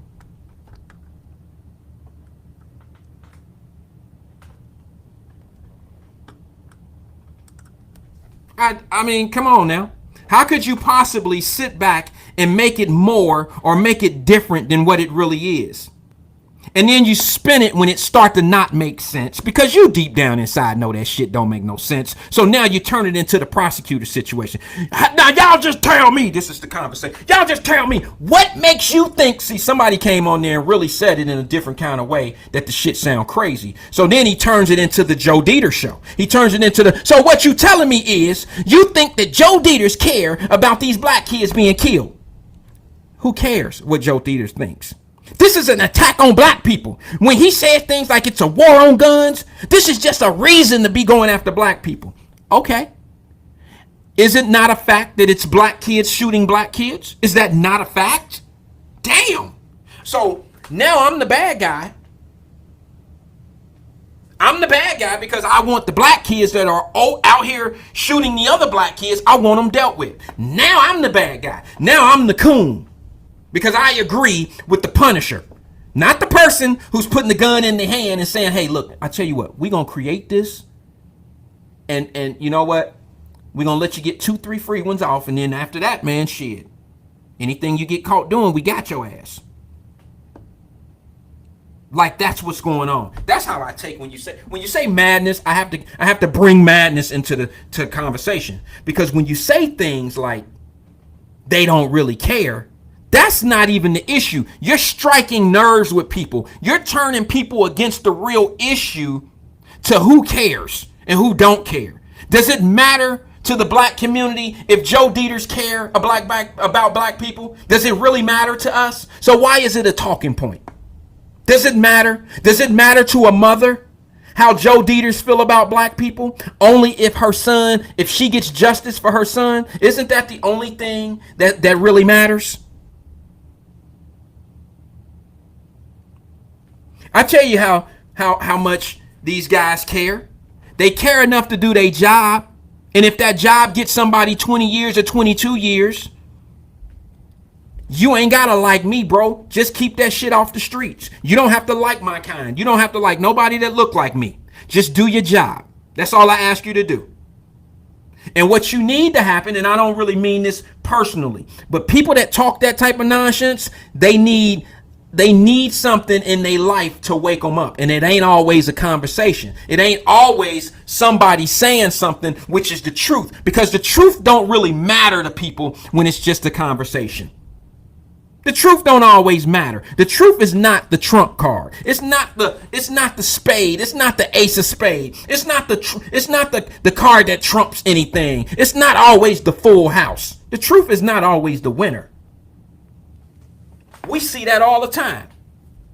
We see that all the time. We see the truth come out later and then the topic died down. But when it was a hot topic and a bunch of bullshit was being talked about this topic, everybody was on go. Everybody was up in arms. Y'all know I'm telling the truth, man. Don't leave me out here. Y'all know I'm telling the truth. You know that there's been times that y'all didn't heard the story. For instance, the last thing that Crump did in South Carolina with the brother who got what they called executed by the police, shot in the back of the head as if out of 6 or 7 bullets that struck him, that first bullet struck him in the back of the head, killed him, and they just kept shooting. If you would have let Crump tell that story, that's what would have happened. But when he got to South Carolina, never seen the video, he still had a bunch of shit to say. He didn't know nothing but what was relayed to him, and it was all misinformation. So after the truth come out, after the body cams come out, after the video come out, and it shows that this brother tried to run over the police with the car, I don't think he should have did any of that. But after all the information came out that he was snitching, that he was an informant, after all this shit came out, it's crickets. It's crickets from this dude. It was crickets. Now my G's know. Ain't nobody giving a damn if the police kill no snitch. They know that. Oh, that nigga supposed to be dead. Shit, he told on Tyrone. Tyrone doing 10 right now because of that dude. If the police wouldn't have killed him, we would have killed him. That's how they talk. He sent them up. Now only G's understand what I'm talking about. Y'all can patter puff it if you want to. But the truth of the matter is, that's what it is. And if you just a radio dude, you don't know these things. You don't know these codes. You had a diamond on your show. You had a dude sitting there telling you everything you needed to know, but you just heard one little trigger word and wanted to clown him. It wasn't me. You had a guy who was from it. You had a guy who was sitting there trying to tell you, like, man, here go the real. And because he used a trigger word like his 6th sense, man, you the goofy one that didn't get it. He knew exactly what he was doing and what he was saying. But see, I guess you got to just understand game recognize game, players recognize players, and squares truly, we all understand and recognize a square. That's all I can tell you.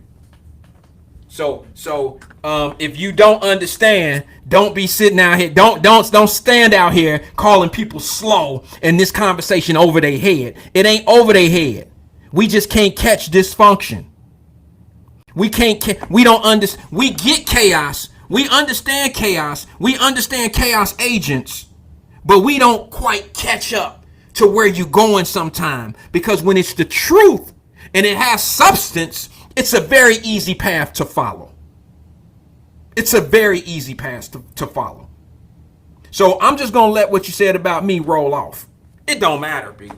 I know who I am. I know what I'm capable of. I know what I know.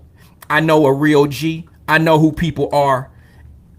You the one don't know. But here's the thing. You keep on talking to your crowd. You keep on pumping them up. Pump your fist like this. Keep doing all that shit. And then I love to hear their responses. I love to hear when you keep those people in that space in their mind. You know, they ain't giving us no loans. Not one time have you ever told them what they can do to better it.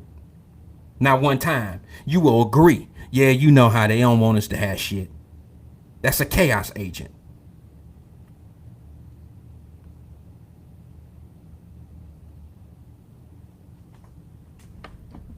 We can't do nothing now. We can't do what they do. We can't do what they doing. That's a chaos agent. Dieters and them don't care nothing about us. Is that the point? You want to find a reason to be mad at Dieters and them for the shit we doing.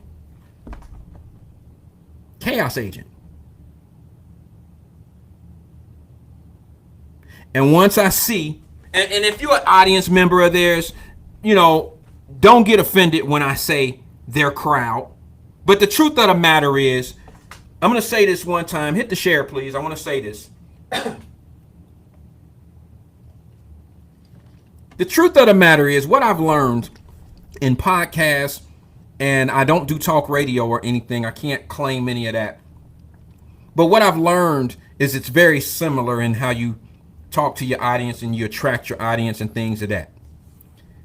But let me just say this. What I've learned is podcasts and talk radio, it's like a genre. And it's like a jukebox. And certain callers and certain personalities and certain mentalities tend to call certain shows and be part of certain shows. Like, there's some people that will never watch this because they'll say, I don't understand and I don't get it. Their struggles. When they fight for police reform, they don't think I understand it. But what I don't do is I don't scream and yell. I just try to make a difference. Like, I respect a lot of people who are making the difference. Not only are they screaming and yelling, but they're out there doing it. They're in the faces of the people that can make the change. I will never disrespect anybody like that, even if I don't agree with what change they're trying to make, or I do agree. I just will never diss somebody like that.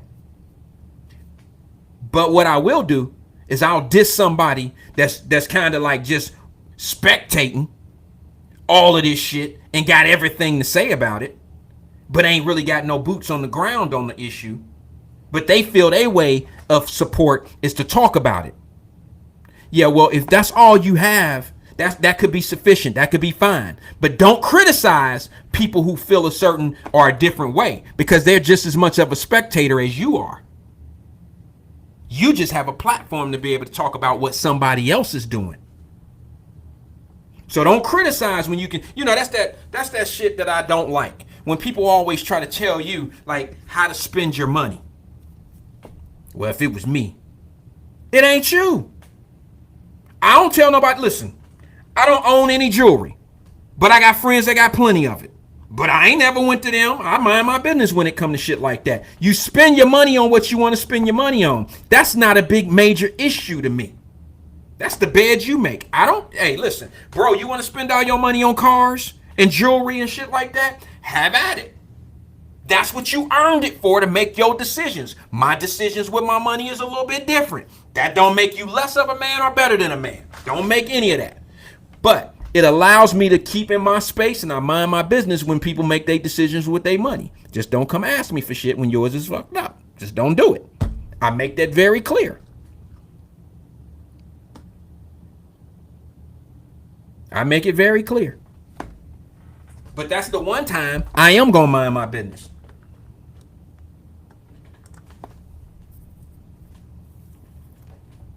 And I've said some things to some people before. Like, bro, you got that fat ass car.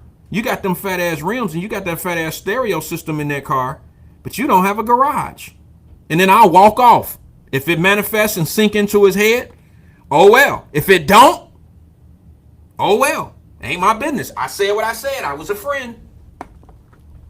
If you got it, you got it. If you didn't, you didn't. That don't make me better. Don't make me less. But I will bring it up. I'll bring it up. So I wanted to give you that story. I probably went a little over the edge. I will say this. Nobody was asleep on that topic. It didn't go over my head. It wasn't hard to catch. I caught it before it got out of control. And if anything is being slept on right now, or anything is being disguised, and if anything is being, what I want to call it, what do they call it? If we're being deceived in any kind of way, or if we're being, I don't know, I don't know, man. If we can't catch up to something, it ain't what they talking about. It certainly ain't that.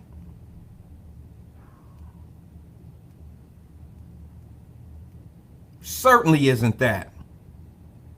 But one thing we are falling asleep on is what this administration is doing for you and I right now. So while we talking about gun violence and not talking about the real shit, the real shit, we're falling asleep on real issues.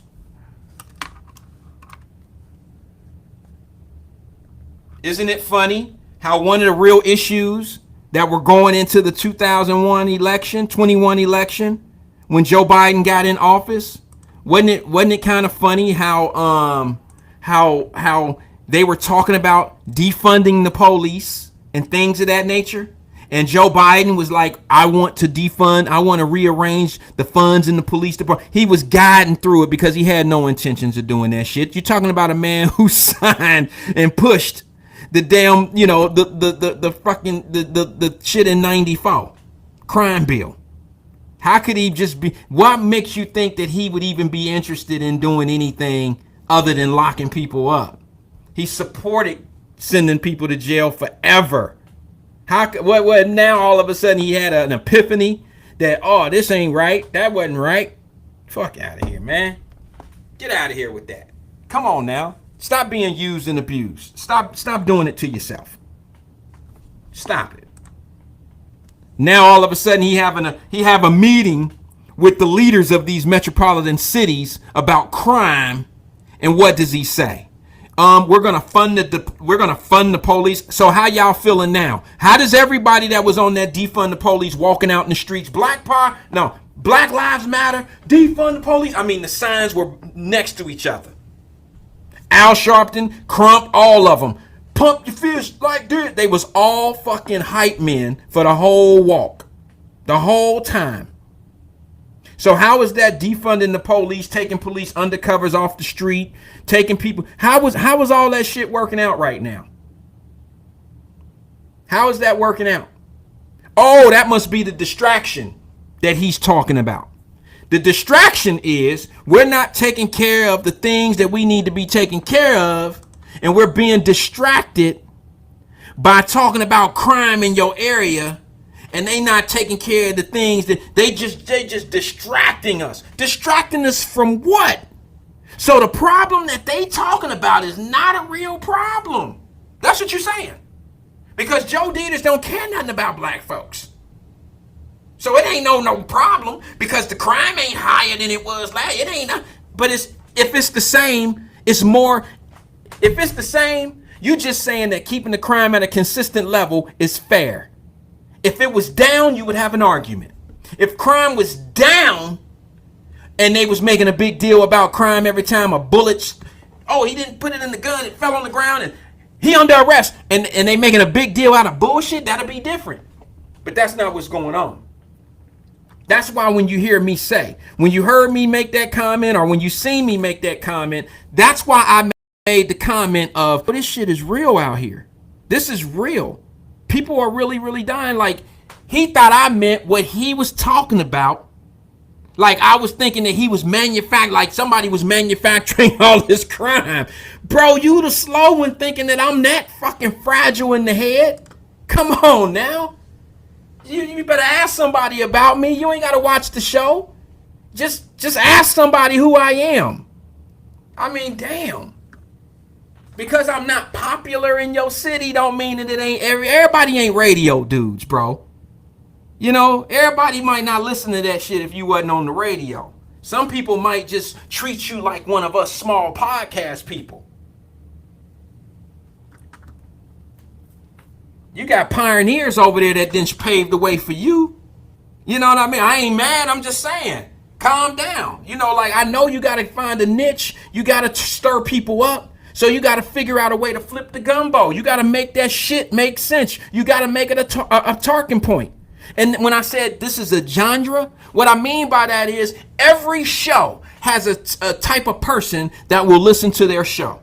Every show. I'm not going to name any shows. Every show, every podcast, every radio station has a certain person that will watch their show. Just as just like us here on Wyatt-Live, we have a certain listener. We have a certain person.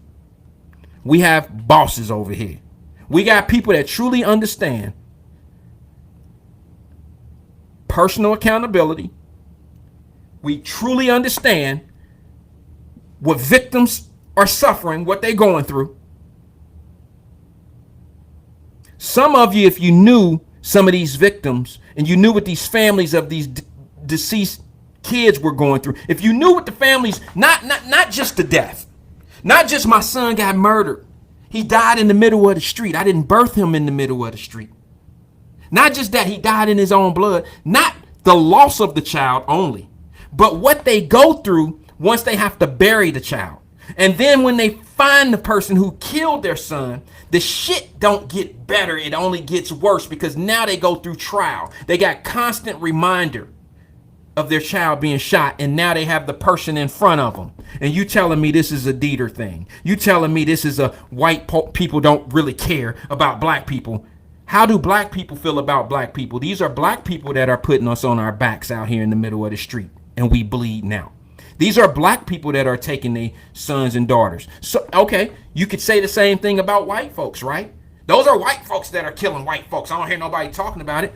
Is that, do you concern yourself with that? Do you put on your show or on your platform white on white crime? Is it irrelevant to you in your life? Do you care? Do you care? Probably not. But what I care about, I talk about.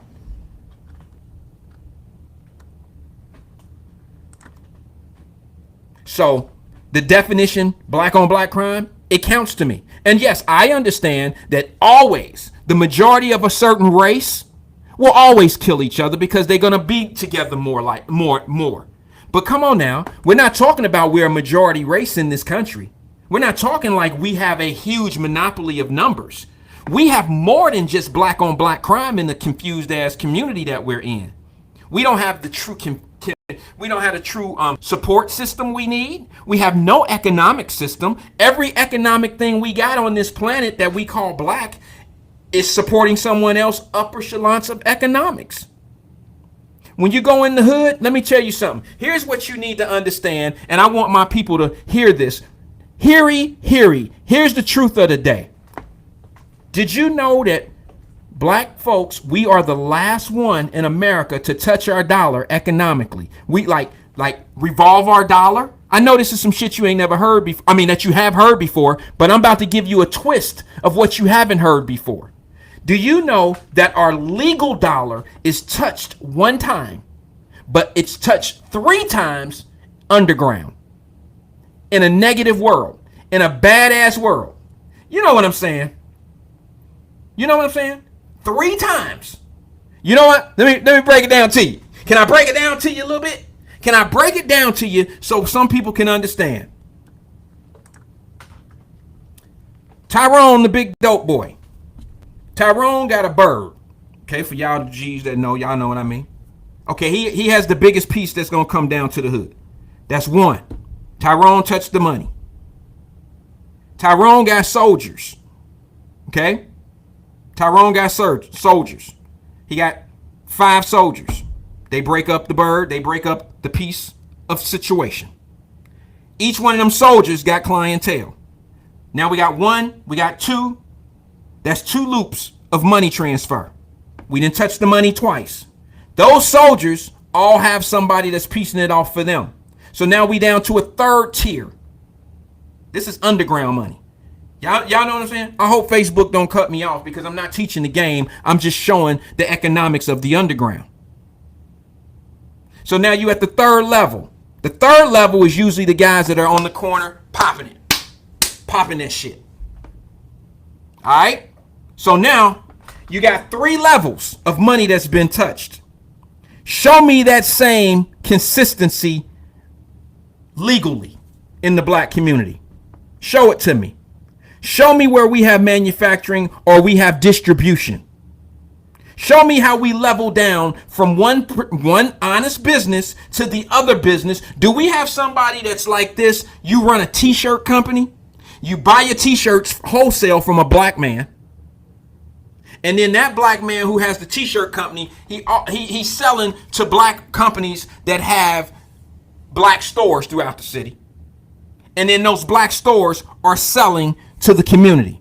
Is that what we see here? Do we have a fruit stand that's doing that? Do we have a black man or a black woman that has a garden and she has the product or he has the product and he's selling to that black farmer is now selling to stores? And then that store is selling to mid-level people. He's a distributor. And then they're putting stores out into the community. Is that what we're looking at? Because I can show you the underground. I can show you the underground. I can show you the shit is real. I can show you the underground. That's how it's going. So you telling me 3-1 right now. Underground's up. And you wonder why these kids want some of that money? You wonder why it makes sense for these kids to go get some of that dirty money? Because they see a progression, whether it's good or bad. They see progression. They see a progression. They see oh man, I can move up. Shit, T put me on. He put me on with an ounce. Shit, I'm about to move up to a half. I started with a half. Now I'm up to a whole ounce. I'm moving up. I'm gonna be him one day. That's your ambition? To be him? You want to be like Ty? I know, kid. I was there. Yes, that's real. They want to be like Ty. They want to be like him. And Ty want to be like him. And he want to be like him. I need that same consistency out of my young folks for this real stuff, the legal stuff. I need that same energy. Hooks tried to tell him. I hope Hooks called me. I hope somebody send him this. Hooks told him, man, you better get them boys at 12 and 13. You better get them boys before they hit junior high. Somebody was slow to the beat. He didn't know. They had the fun Hooks. If you knew Hooks like I knew him, you wouldn't have said shit crazy about him. You wouldn't have laughed at him at all because Hooks know what it is. Hooks was out there. Hooks about that life. He was. I'm telling you. So sometimes, see, they radio dudes. They don't know. I hear it all the time. Listen, they sound good. The microphones sound good. The bass, the acoustics, all that shit sound great. But it don't match up to what's really going on. It's all theater. It's theater. It's all theater. And it's just entertainment to them guys. And that's why I take it a little bit harder, and that's why sometimes it's a little bit harder for me to congest and digest, and I just have trouble sometimes coming on the mic because I know I'm gonna get emotional, and I know every word that comes out of my mouth, I have more of I just have a passion, and I feel it. Okay, I just feel what we talk about. Put some of them parents on y'all show. I'm giving you a gem, but I tell you what, it might offend some of your listeners. It might make your whole point, your whole platform change perspective. So if you don't want that to happen, you might want to stay clear of some real shit. But while you're sitting out here talking about Dieters and all them, go talk to some parents and find out how they feel about Dieters. Matter of fact, here's a powerful question for you. If you're really brave, ask them how they felt about Dieters before their child got killed. I ain't brave enough to make that question come up. But if you really want to know, ask them what their argument was before the tragedy and the pain and the suffering actually hit them. I guarantee you, most of the time, it was different. They probably felt a certain way. Some of them might have been pushing that shit that they talk about over there. Some of the shit they talk about and all that and they ain't doing nothing but stopping black kids. See, I'm going to tell you something. Even the people I don't know, listening to Breonna Taylor's people, listening to Tamir Rice's people, I listen to those conversations and I'm starting to hear a lot of frustration come out of their mouth with the people they were dealing with through this tragedy. More so than the white officer, more so than the prosecutors, more so than all these people that's to blame for the shit that's going on in the community.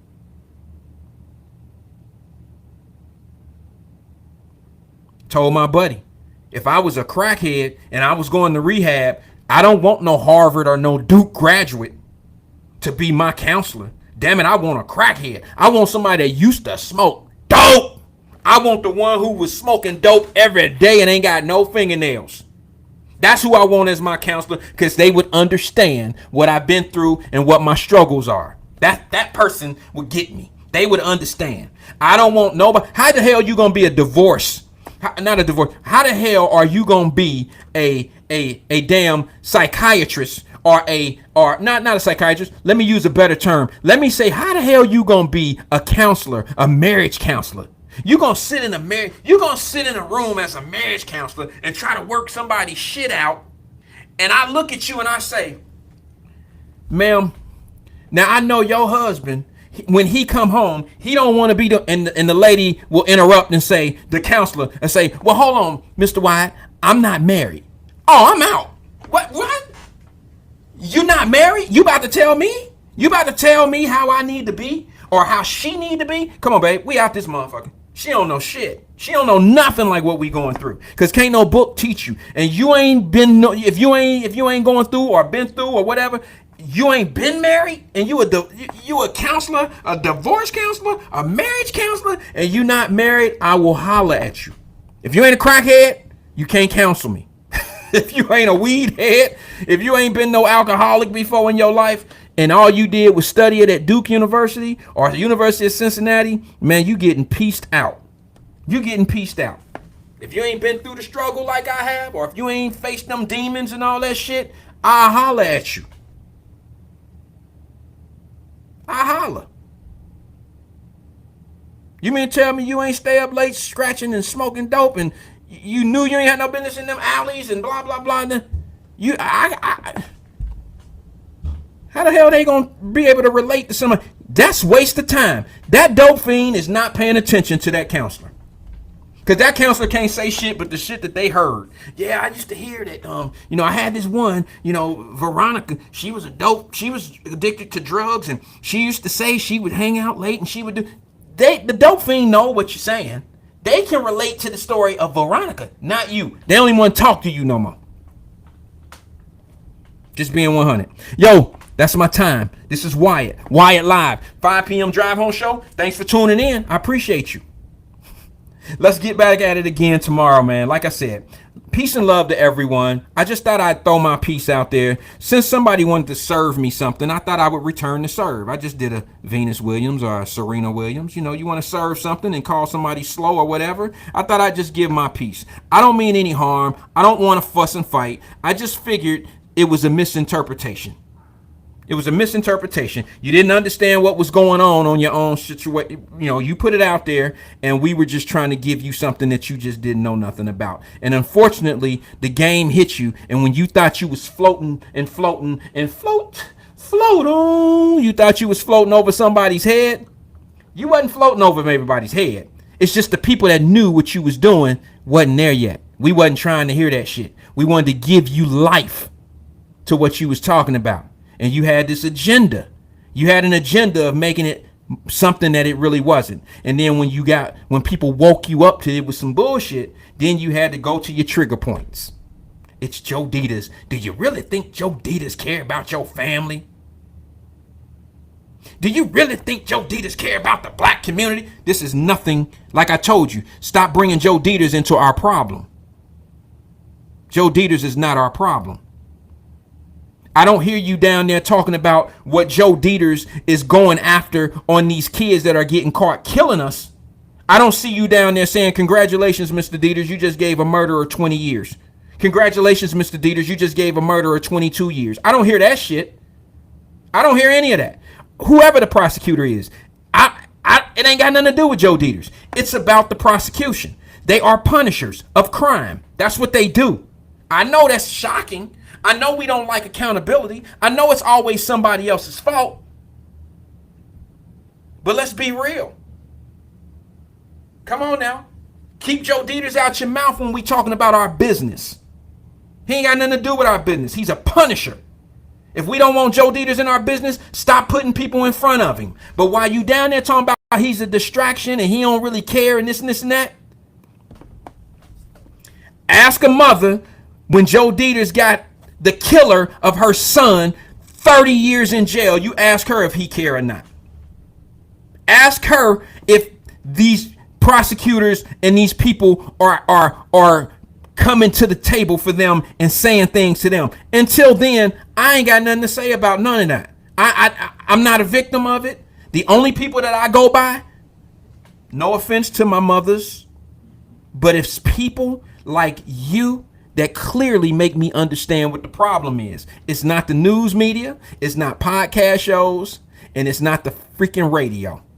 It's the mothers and the fathers who have lost their children. They are the ones I get my clear and better understand. They totally transparent. They are who I get my real reason of doing this. They are the wrong. They give me everything I need to know for me to understand what I'm saying is right. This is Wyatt. Appreciate you. Peace and love to you. See you tomorrow at 5. None but love. Holla at you. This is a big rich town, yeah. I just come from the poorest part. Bright light city like I gotta make it. This is where it goes down. Where it goes down, where it goes down. I just happen to come apart. Legal, baby, I gotta make it. This is a big rich town. Yeah, I just come from the poorest part. Bright light city like I gotta make it. This is where it goes down. I just happen to come apart. This is a big rich town, yeah. And I just come from the poorest part. Bright light city life, I gotta make it. This is where it goes down, yeah. I just happen to come apart. Legal, baby, I gotta make it. Lo and behold, he getting his dough. Got that presidential roadie flow, you niggas should know. Criticize me for the jewelry that I rock on my show. But watch the value of the dollar drop and gold explode. I got no time for this, I ain't tryna stand in line, homies. Think I owe them the world, but never did nothing for me. Talking under they breath to they bitch, just making her want me. See me and hit me with some fake shit like, hey, Brody. Got enemies tryna kill me for the rap. Couple smart niggas think they playing chess, gon' go get Tony Montana at the lot with my bitch. Tell him bulletproof that and bulletproof this. Guns behind the AC, I'm stashed. Peace and love to everyone. I'll see you tomorrow, 5 p.m. I'm out. Never play me 4 words for my haters. Look, fuck they pay. This is a big rich town, yeah. I just come from the poorest part. Bright light city life, I gotta make it. This is where it goes down, yeah. I just happen to come apart.